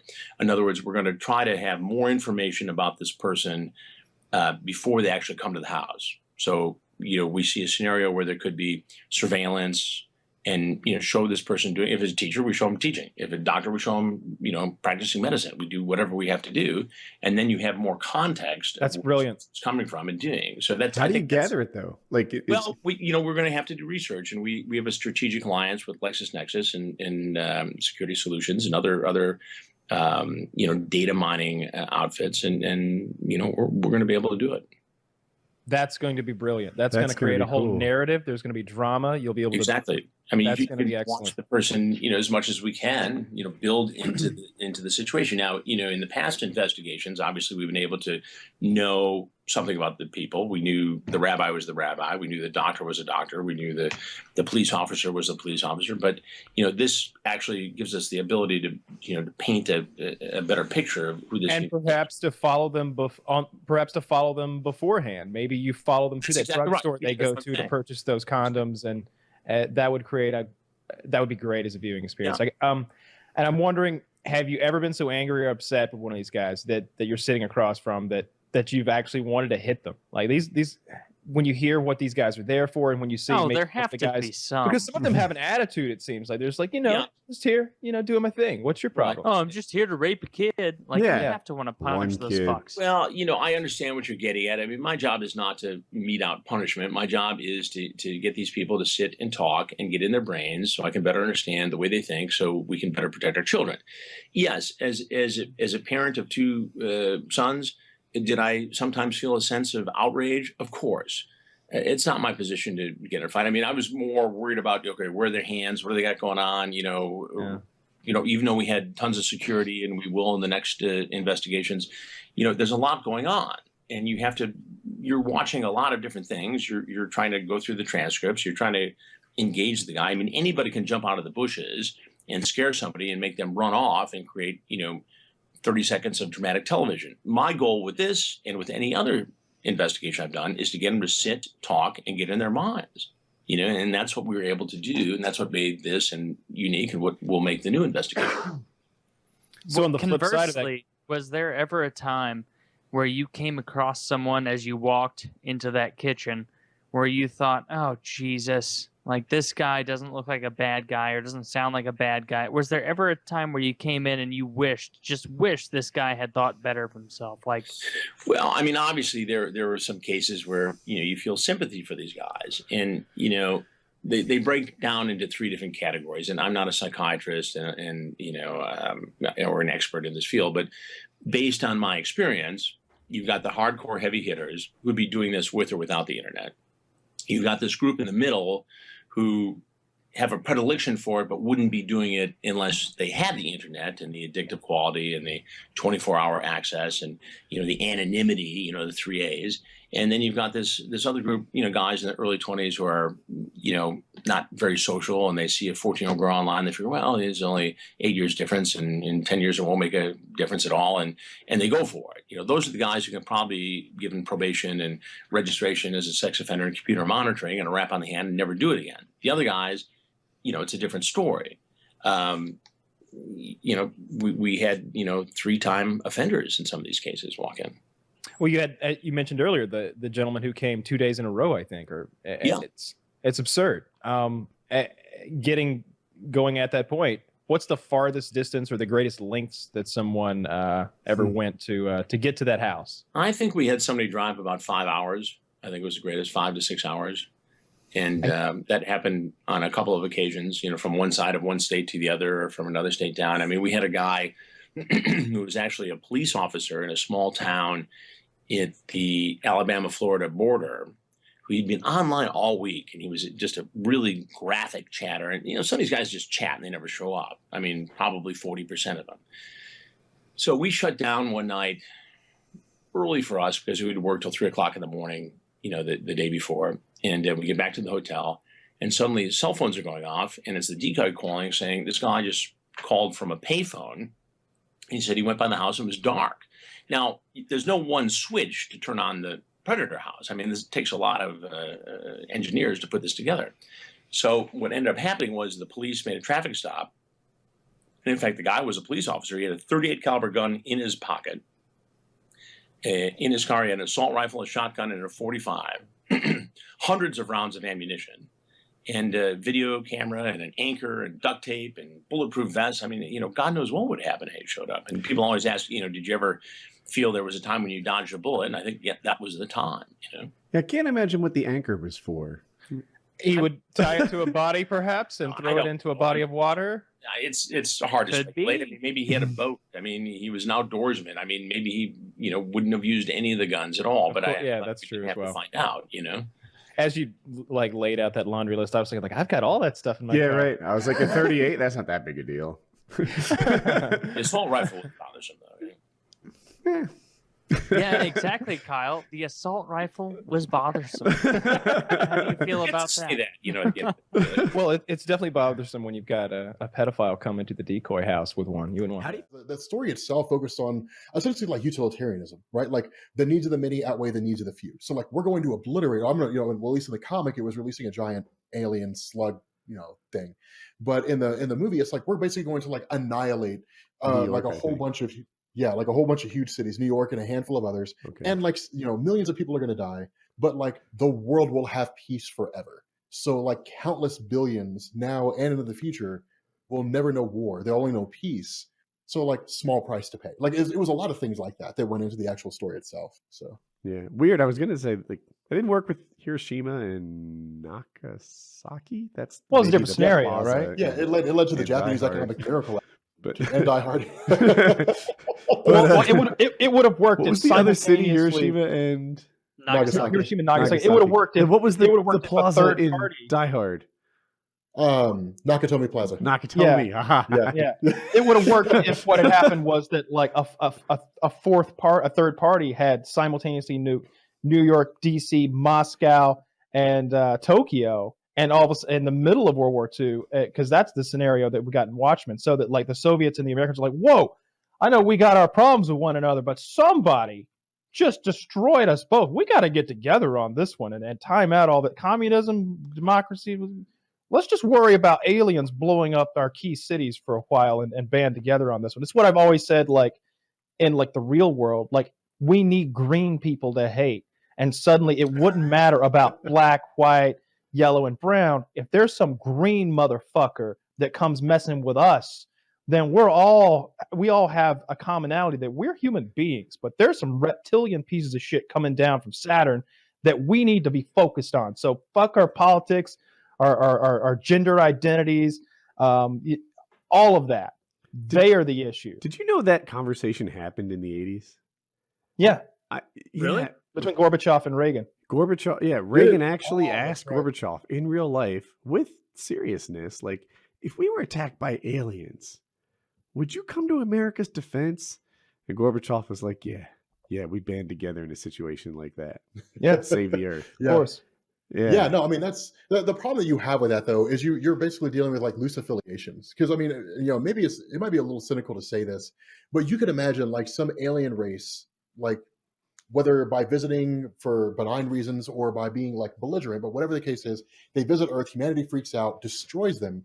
So like we band together for a short period of time. Then what it turns into is a great gold rush to like reverse engineer their weapons and technology. And so then you have like countries, going back to the way they were before. But I don't know. I mean, like you would hope something like that, like some external factor would lead to a commonality among like nations. Yeah. And countries where people would like certainly would. Yeah, because what it would do is it would make things, it would open things up. Like that was the basis behind the 1950s. What was that? They remade it with Keanu Reeves. The last it was the Alien movie. Yeah. The Matrix. The day the world stood still. The day the world stood still. Yeah. Of course. So you take that one and like original, like in the original version and in the new version, what it did is it established that like Earth was just one planet and like this huge affiliated network of like, sentient races or sentient beings that exist out there. And it opened everything up. But it's like, you're not ready for this kind of technology because you guys are just primitive and violent. So we're going to cut you off until we feel like you're ready. But that like, sounds good. Was it good? It does. Well, the original was good. The one with Keanu Reeves was okay. I mean, it wasn't terrible, but it wasn't great. I mean, it's worth a watch. There aren't enough good sci-fi movies. There really aren't. Like I've been in really a sci-fi aren't. kick recently, and I've been trying to find Pandora. stuff. I bet. Have you both seen Pandora? I've seen Pandora or And Pandorum. I liked it. Is that what you're saying? Pandorum is good. No, whenever someone says what you just said, when they're like, there's not enough good sci-fi, I'm like, have you seen Pandorum with Ben Foster? And they're Dude, like, the no. twist. Oh my god, Watch the it. twist ending. What's- Holy shit. Pandorum is That the was one good. where it's a space horror movie. They maybe wake up and find themselves in deep water. Yeah. Yeah. Pandorum is like the psychosis thing. Dude, that story they told, like, it's still haunting when they're like, there was this ship that went out and like the captain freaked out and like jettisoned everybody's pods out into deep space and they just died in their pods after however many years. Yeah. Event Horizon, of course, is another one of my favorites. That's just space horror. That movie scared the shit out of me when I was a kid. So what was the You know movie? what I tried to watch like just the other night is I was watching Project Atlas. Is that it? Project? Is that the Tom Hanks Never heard movie? of that. Something Atlas. Oh, Cloud Atlas. Cloud Yeah, Atlas. I was Dude, watching that movie's Cloud so Atlas. long. And like it's just a series of like vignettes that are like loosely connected in like different time periods with Tom Hanks. And I got like 30 minutes in and I was just like, or I got like an amount of time in. I'm like, this isn't very good so far. I'll give it a little more. And I got to a point like, this is fucking stupid. I don't care. Cause like when he's playing the old timey version of him, his like talking is like, wife, come, no eat bad fish. It make sick. No yum. Like It's literally that shit episode like of that. The Office with Kevin. Yeah, it's literally like that, where he's just taking out all the important words and being like, striped cat, tiger, no, like just stupid shit. And I'm like, this is fucking dumb. And so I like hit back on Netflix just to see how far I was into it.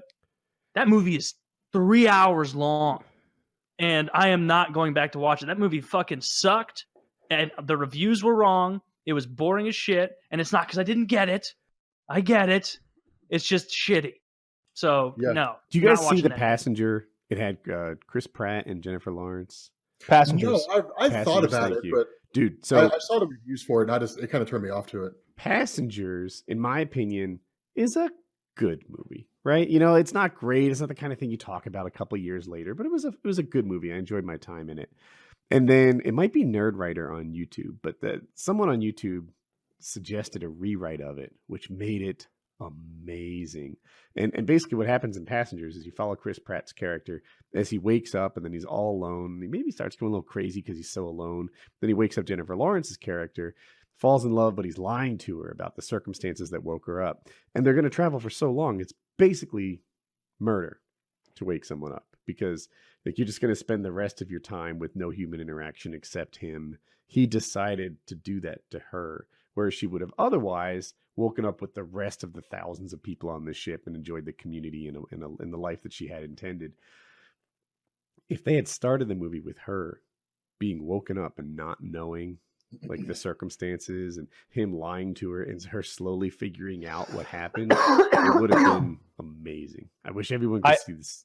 I never watched the movie, but literally from the trailer, I figured out everything you just said, and so I just refused to watch it. Like just from the trailer, I knew the plot of the movie and that he was going to wake her up. Many worse movies than Passengers since then. And I also don't like that they cast those two like just right at the peak of their stardom. Like I don't know, something about that turned me off. I wasn't into it. I hear you. I think that's part of why I watched it. So like it worked on me, but it was maybe a waste of their star power. It was good. District 9 is one of my favorite sci-fi Oh movies. my god, dude! Yes, That's another one. That's another one. It's a bit of an allegory. That's for Peter modern. Jackson. No, that's Neil Blomkamp. Isn't it? Yeah. Well, which one was Peter Jack? Oh, whatever. Doesn't fucking That matter. might I don't be know why shit I about don't movies. know. He was supposedly he was like a protege of Peter Jackson, I think, or something like that. Yeah, That's what I meant to say then. That's the one. That's the one. He may have been.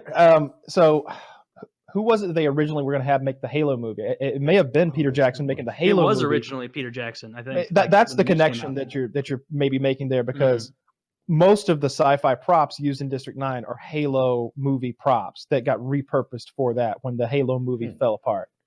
I saw District 9 and thought that that's it. Like the videography and effects and stuff were amazing. And then later I learned that it was done on a real shoestring budget and the effects were, not that amazing. And I thought back and I'm like, yeah, they really tricked me into thinking they were great. Yeah, I thought they were. I thought they were like the movie was. It was a great film. Like it's. But yeah, and then they were able to actors do it kind of cheap and like, but I somehow the fact that they didn't have an Infinity War budget just escaped me, and I thought it was wonderful. Yeah, it was something about the color palettes that they used were particularly generous to CGI. I remember watching a video explaining that there was a purposeful thing to make things have its own little look to it. Children of Men, there's a lot of kinds of sci-fi, but like Children of Men is another sort of dystopian future. What is that middle word? Of Men? Children of Men. Men. It's got Clive Owen. Oh my god! Have you never seen Children of Men, Woody? You should. It's a really entertaining. Oh, it's amazing. It's real good. Really good. It's in the future. Mankind has stopped being able to procreate, and no one knows why. And it's very dystopian because there's a guy out there who's literally the youngest person in the world, and he's a super celebrity because of it. He's the last baby born, it's pretty dark. It feels a little bit like V for Vendetta in some ways, like sort of the society that they live in, I guess, and how it's kind of downtrodden. But it's not that in any sort of way. V for Vendetta is another one. Is this the one where a baby is born and they try to like protect it and take it somewhere? Yeah. V for Vendetta took me out of it when he did his very vivacious monologues. I love that. It was like I don't know. I thought that was a little silly, but overall, it was a good movie. One that I watched recently probably my favorite sci-fi movie, if you can put it as sci-fi all time, is The Thing. And The Thing is so fucking good. Kyle, you pointed something out to me that I never noticed when I watched it. I watched it again a couple months ago with that in mind. And this movie came out in like the fucking 70s, so this isn't a spoiler. Okay, I was gonna say, please tell me it's the original.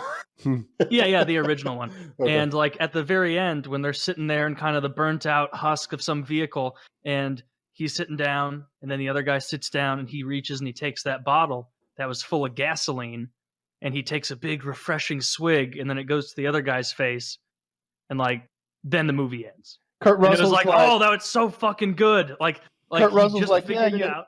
You enjoying that? You enjoying your beer? Yeah, that beer that's full of gasoline. Okay, I know you're not a fucking human being. All right, we'll take care of this in just a minute here. And it's like, and then it ends with that amazing like techno music, like oh, it's so good. I love that whole movie. It's fantastic. It holds up I to love time. Is it practical good? effects. Oh, it's great. Like it's genuinely scary. The sci-fi's good. It doesn't feel hokey at any time. Like there's some hokey stuff, but when it's the guy's torso opens up and becomes jaws, and it takes the guy's arms and bites him off, and he's just like and everybody's freaked out because the guy no longer has arms. But they also got to focus on the fact that a human body just opened up like a Venus flytrap and ate a man's arms, and now wiggly things are sprouting from it and going everywhere. It's the environment that made that movie so good because you didn't know who was the Thing and who was human. So like you felt like Kurt Russell. Yeah, it was. Did you guys ever see Arrival? Of course. I did see Arrival. Yeah. Oh, the one with the speech, the linguist or something, right? Yeah. That was that to me, like I did not know what to expect. I didn't even see it in theaters. I didn't see it until like a few months after. And I feel like that's a movie that I should have gone to see in theaters. Because like the soundtrack and everything was amazing for that film. I like that actress a lot too. There's like 3 redheaded attractive actresses that I can't tell apart from one another from movie to movie. I just have to like Google them every time. But that's one of the ones I like. I feel you. I liked Minority Report, but I liked the spin-off one where it's about second generation Asian immigrant child trying to not disappoint his parents with his book of If I get anything less than an A+, I'm gonna be in my room all summer. And that's what it is. That's the whole movie. The whole movie is just him cramming for his midterm. Tom Cruise is an incredible actor. Like that. That's an overlooked movie because of Tom Cruise. Crazy, it's a crazy premise for a movie. Like there's that part where he thinks that. So Tom Cruise's character is a part of like a police agency that employs these three sort of what's the word I'm looking for? Psychic, clairvoyant beings, human beings. I've seen it. Who can pre-predict crimes. They see the crime happening before it happens, and their thoughts are sort of printed out onto a computer screen. They're like, "Holy shit! 4th and Main, Billy Davidson's about to kill his secretary because she's been embezzling money," and they rush in right before he can do it and arrest him for murder because he was gonna do it.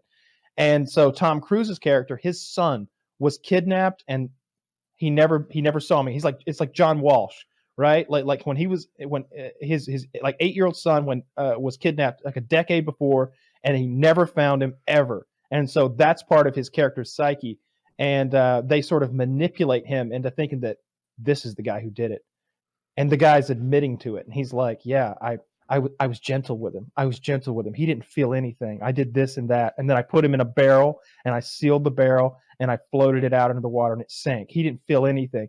And the crazy that comes over Tom Cruise's eyes as he's about to murder this man, it's top notch acting. It's good shit. That's a good movie. Good sci-fi. Yeah, I saw it a long time ago. I don't remember the details. Yeah, like from what I remember, yeah, it was amazing. Have either of you seen the new Jackass movie? I haven't yet. Disappointing. It's so awful. I won't even watch it then. So can I guide your description? Would you say that it's worse, or it just failed to do the improvement that you expect out of every sequel? It's such a huge step backwards that I'm just surprised that they released it at all. So I'm guessing a lot of it was filmed during the pandemic, I'm guessing, which I don't think is a very good excuse, because when you're filming a thing like Jackass, it's like, let's just wait a year. Let's just wait this thing out. Like, it seems like if it's holding you back from doing some, like the public stunts that fill out parts of your movie, the stuff where Johnny's dressed as an old man and stuff like that, any sort of the public pranks, the stuff that involve, other people. But like I expected in the movies, I expect a mixture of things. I expect funny stuff like that. I expect the big set pieces where you've got people in catapults and cannons and like porta potties getting rubber banded in the air. And I expect like a few good celebrity cameos, and obviously they're going to do stuff with like bugs or snakes occasionally, or like tasers. But I want some funny stuff in there where they're going to jump motorcycles and just have really obscure, funny, cool things. And the intro of these movies has always traditionally been funny. The running of the bulls in one of them, or the big shopping cart in the first one set to the music. Like, this one was disgusting. This one began with like this like Godzilla type like acted out thing where Godzilla was like an actual penis and balls that was green screened in, but they showed like they broke the fourth wall to show that like it's just one of the guys with his dick and balls like painted, and like it's clear that it's a dick and balls, by the way, like shooting cum all over people. And I'm just like, I decided I would fast forward through the parts that I just didn't give a shit about. And I ended up fast forwarding through 80% of the movie. I watched all the stunts, and there weren't many. And they went more gross than daring this time? Probably because they're not too old to do gross shit, but they're far too old to like do a lot of the cannon and bike jumping. So they did some stunts. Johnny bicycle jumping? Yeah, they would do like bike jumps where the intent is to crash really hard. I firmly believe that like I don't know what they spent to make this movie, and I'm sure that like costs get ballooned because of union stuff and like the number of extras, people that have to be there just in case. You could build the sets that they used and the things that they done. Like I wouldn't have put some of that stuff on YouTube. Like it was so disappointing. It was backyard shenanigans like teenagers would do. It was literally like one of them, they just took guys and like laid on top of each other and then put a ramp on top of that and jumped that with like a scooter onto grass in a backyard. Like that's in the Jackass That's movie. not even Jackass 1 level shit. No, it's super. It's like the TV show. It felt like a TV show, and that's what it should have been. Like any of those clips that I saw would have been fine in a TV show, except that there's so much dick and balls. And then they did this whole elaborate thing where they wanted to light a fart underwater, and then they cheated that and like pretended like they did it. But I saw what they did. They just shot acetylene gas under the water and it went up into the thing, and that's what blew up, not the methane gas from the fart. There was a bunch of bullshit in there I hated. And then they had a bunch of like celebrities who showed up, and I didn't know who any of them the fuck were. And we're all the same guys there. Like I know Bam isn't invited back, which for Bam's legacy with Jackass, probably good that he's not in this one, it sounds. Wee Man was there and Preston was there. Yeah, everybody else was there.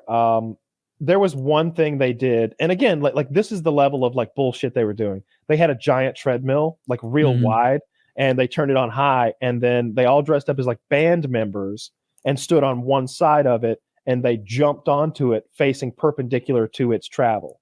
So they the fall. controls are, yeah, it grabs their legs and like turns them like head over heels and sends them into a wall, and one after another they jump on it. That Johnny and Steve-O both hit their heads on the concrete immediately, and Johnny's bleeding from the head, and Steve-O's just out. And so it's right immediately to the hospital, and it's like all they did was jump on a fucking treadmill, and they're both on the way to the hospital, and it's clearly like concussions. And then Johnny did the thing where he stands out there and lets a bull hit him. Again, breaks his wrist, breaks his ribs, and he does that in every single Jackass, and he gets very badly hurt every time. He's laying there, and he goes, "Do we get it? Do we get it? Do we get it?" And we're like, "Yeah, it looked great, man. That might be the hardest hit you've ever taken." And sure enough, he does a full rotation midair and slams headfirst into the ground, breaks He's his wrist. 51 years old. Yeah. But that's the only cool shit that was in the whole fucking movie. The rest of it was so either lame stuff or gross stuff. I saw way too much penis and way too much asshole. There was a whole scene where Preston, the fat guy, was dressed up in like some sort of silver bodysuit, and they're all gross. So like some guy got close to him, so he tried to fart on the guy, and he shit his pants. And there's a 5-minute segment of the Jackass movie that's just that. He goes, "I just shit myself," and they go, "Really?" And everyone goes, "Yeah, it smells real bad. I've shit myself." And he takes his pants off and he shows you his shitty ass. And that's like 5 minutes in the movie. There's no stunt. Well, I don't it's a fat man who shat himself. Probably on purpose, frankly. I mean, do you remember? I don't remember. It was a Jackass 2 that they painted Preston like King Kong. They like painted like the black fur and like the chest with the fake 6-pack and everything. Yeah. And they made him stand on top of a porta potty on top of a giant hill, and then they flew drones at him while he protected Wee Man, who was dressed up as a princess. Yeah. That was very funny. I liked that, because you could tell when Preston accidentally falls off the porta potty, it hurts tremendously. Like they pushed the limit in ways that like you didn't give a shit about. Like there was one part where like the game was to do the task without screaming, and it's like they had the girl lick a taser, like a stun gun, and she like sticks her tongue in the stun gun and doesn't say a word, and then like they put Steve-O in a skateboard guillotine onto both of his shins. And it was just like, y'all. And then the other guy just had to try to kiss a cobra, and the cobra bit him in the face twice. And he had to go to and the his doctor. face is bleeding, like because after it bites him once and he's bleeding, they're like, "Do it again, do it again." And he's just like, "I don't." And like the bottom fangs hit his lip, and the top fangs hit his tongue. That's how big the snake's mouth is. Jesus Christ! And they're like again. And so he goes back. Are you again. sure this is bad? That you wouldn't have thought this was good in like 1991? No, the stuff I hate. Well, it was like 2001, but like that's fair, I guess. But this I never liked the gross stuff. I always like thought that was lame, and there wasn't a lot of gross. Well, that was just the dumb. poop was. Yeah, I didn't like when they would stick their dicks in with animals and stuff before. The stuff I've always liked. Some of that was kind of funny.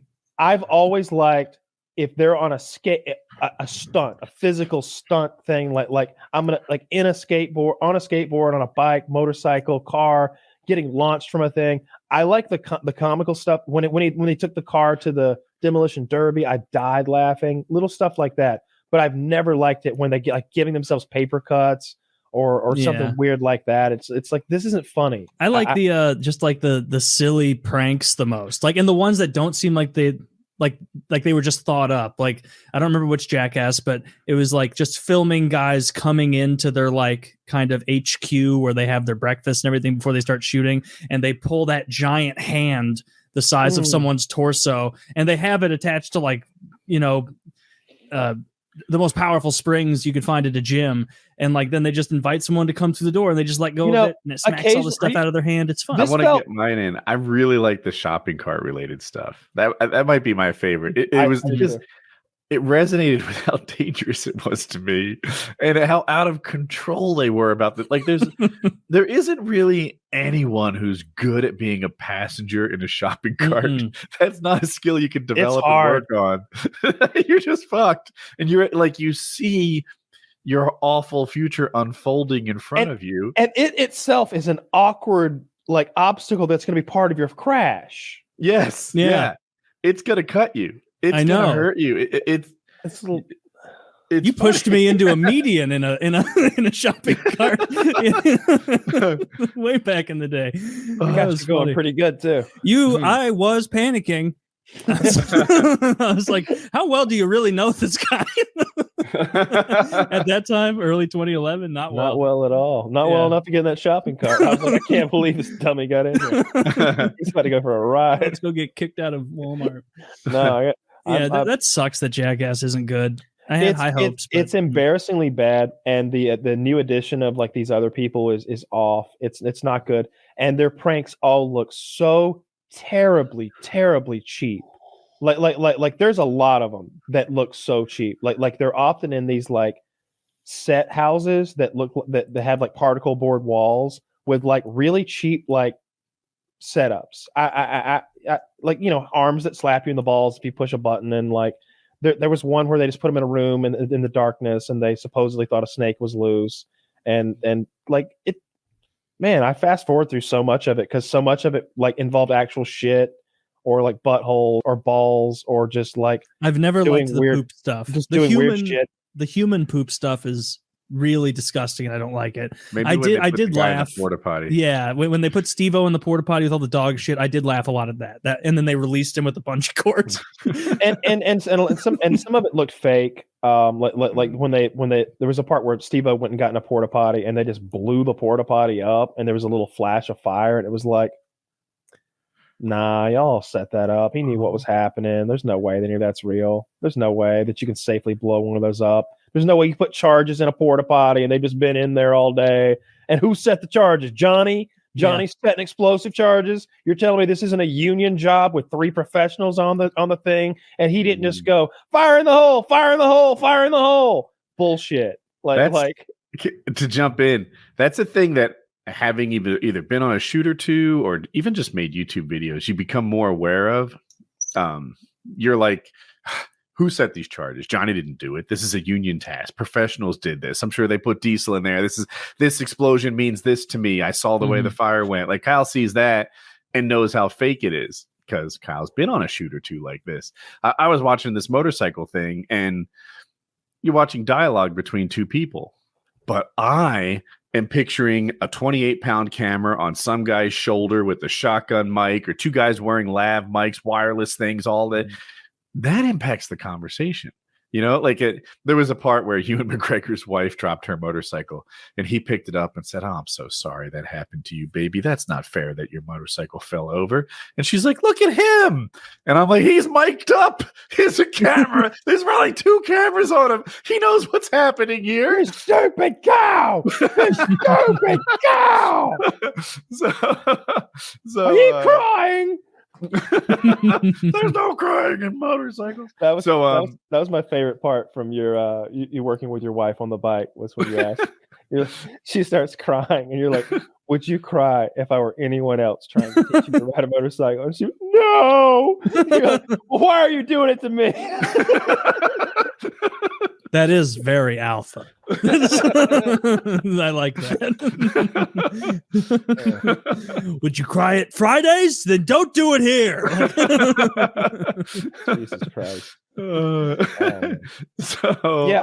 I was so disappointed. They had one like that. The stuff that was in the commercials was like the whole show. And I heard that Bam Bam sued or something and had the movie pulled from theaters.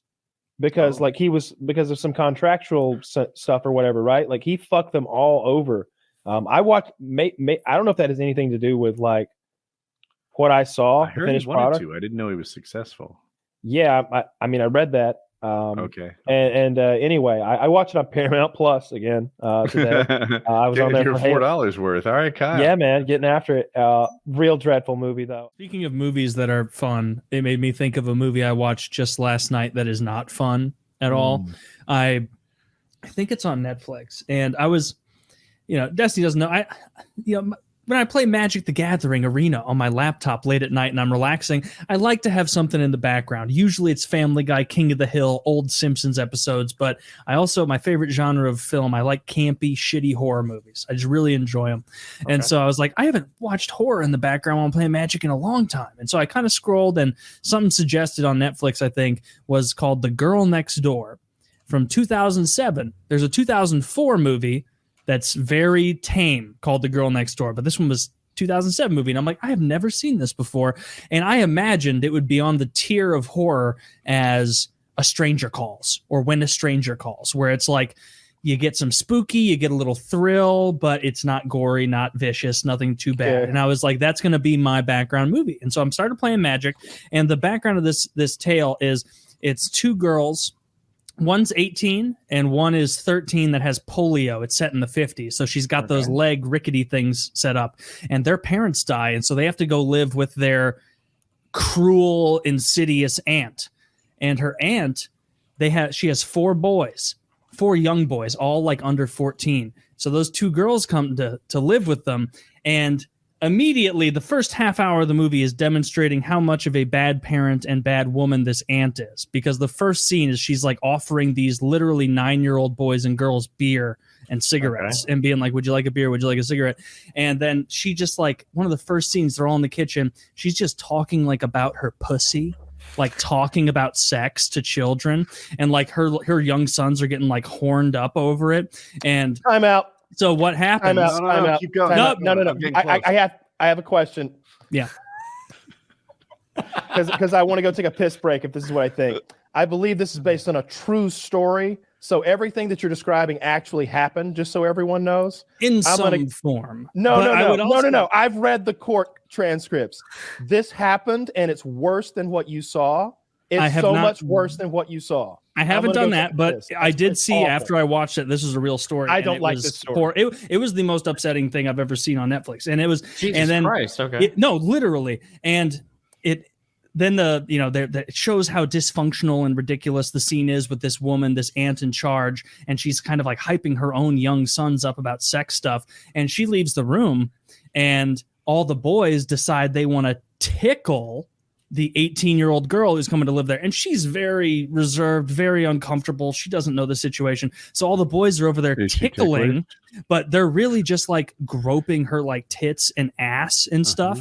And the girl, the 18-year-old girl, shoves one of like the 8-year-old boys off who was grabbing her tits, and the boy falls. Then the aunt comes back in the room, and the boy's like, she pushed me, and the girl's like, he grabbed my breast, or he tried to feel my pussy or something. And the mom was like, he's a good boy, he would never do that unless a whore tempted him.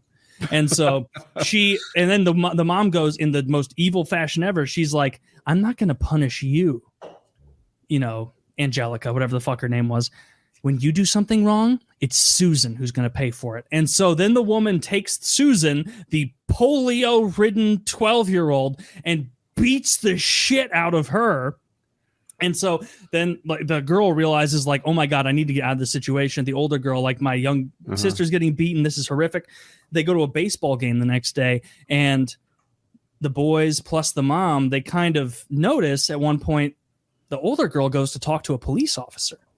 And you can see through the body language the older girl's like, and she smacked her and she's abusing her and she's giving boys cigarettes and booze and stuff and little girls from around because it wasn't just boys. It was like 4 sons, a cousin who was a boy, and then like a couple girls and boys from the neighborhood who would hang out in there. And the night they get home, they go, we know you talked to the cops.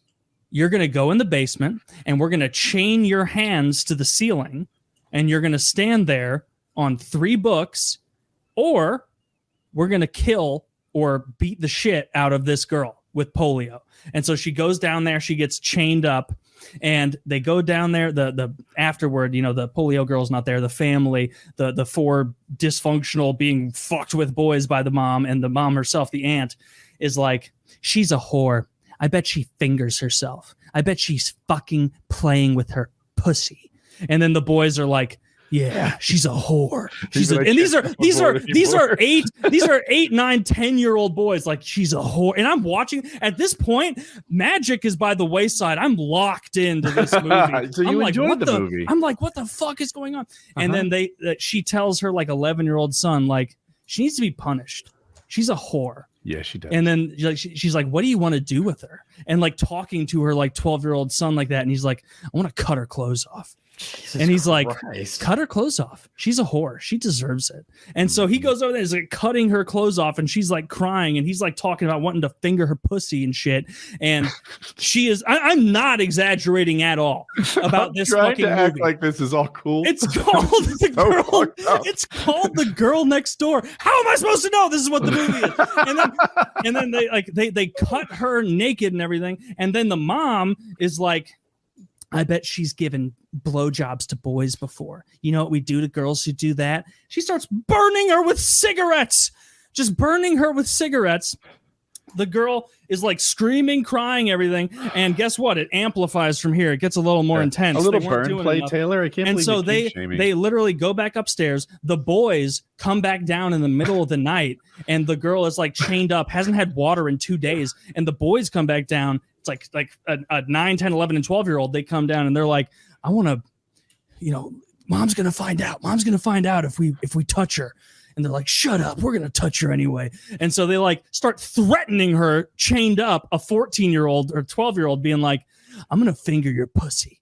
It's going to happen. And if you say shit, she's going to know, and she'll come down here and we'll tell her you did this. And I'm watching this like, oh my God, like this is a brutal thing. The mom comes back down the next day, decides that's not intense enough. So they take her down. They tie her to a bed with her hands above her head that way. And the neighborhood girls, the neighborhood boys, and all of her sons and her watch as she like has her sons rape her in order, like raping. And like, it is beyond fucked up. And after she allows her first son to rape, she goes, you can't rape him, second son, because your brother's cum is all in there. That's ridiculous. You're going to go skinny dipping in your brother's scum? Gross. And then so she decides, well, we need to let men know that she's a whore and no one will want you ever again. And so she heats a bobby pin and writes in burns on the girl's stomach, lower stomach. It doesn't even say whore. Whore's only 5 letters. She wrote like, I am a whore. Fuck me, please. Fuck me good. Like that amount of burns in her skin. Are you exaggerating with that? I'm not exaggerating. Wow. This is really upsetting. It is. I won't go any further because I don't want to spoil that great ending. But it is bar none. I had no idea how upsetting this movie would be to watch. It's called The Girl Next Door. Does that strike you as something horrific and horrible? I knew about it, so like as soon as I didn't know about describing it, I was like, "Wait, that's that thing that happened. That have you seen it? Happened."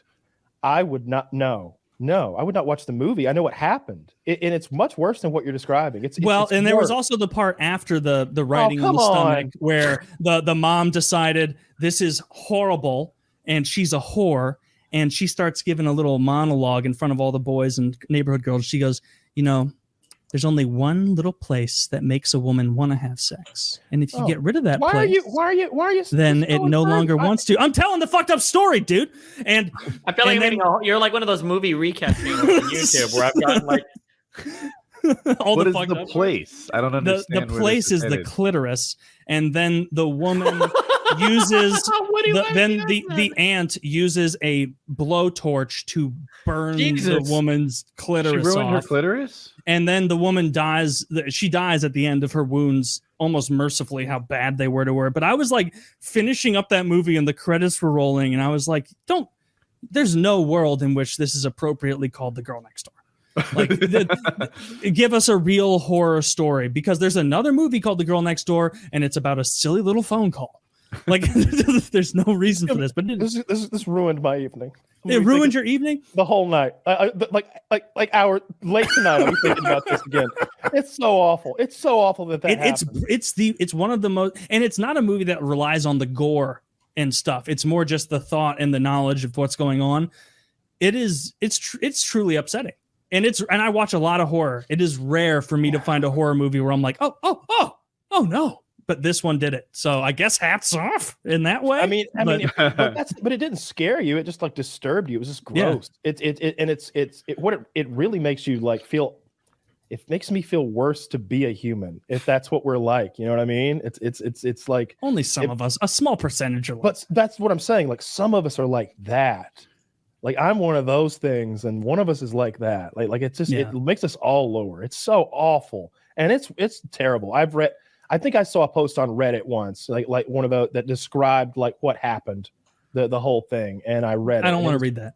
It's real bad. It's just so awful.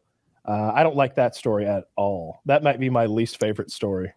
That I will not be rewatching. No, it was. You don't want that one on Blu-ray? I like fucked up movies and shit like that. And so part of me, like I'm watching, I'm like, this is great. This is like really fucked up. Like I like when it catches me off guard. I did not see most of that shit coming. But then you realize it's based on a true story and it's pretty horrific. Yeah. Yeah. I don't like torture porn. I don't like that stuff where people are like tied up and being cut apart. Like Hostel. That shit was the worst about it. Hostel was like 0% scary, 100%. If we show someone's finger getting cut off in this way, maybe people will get scared.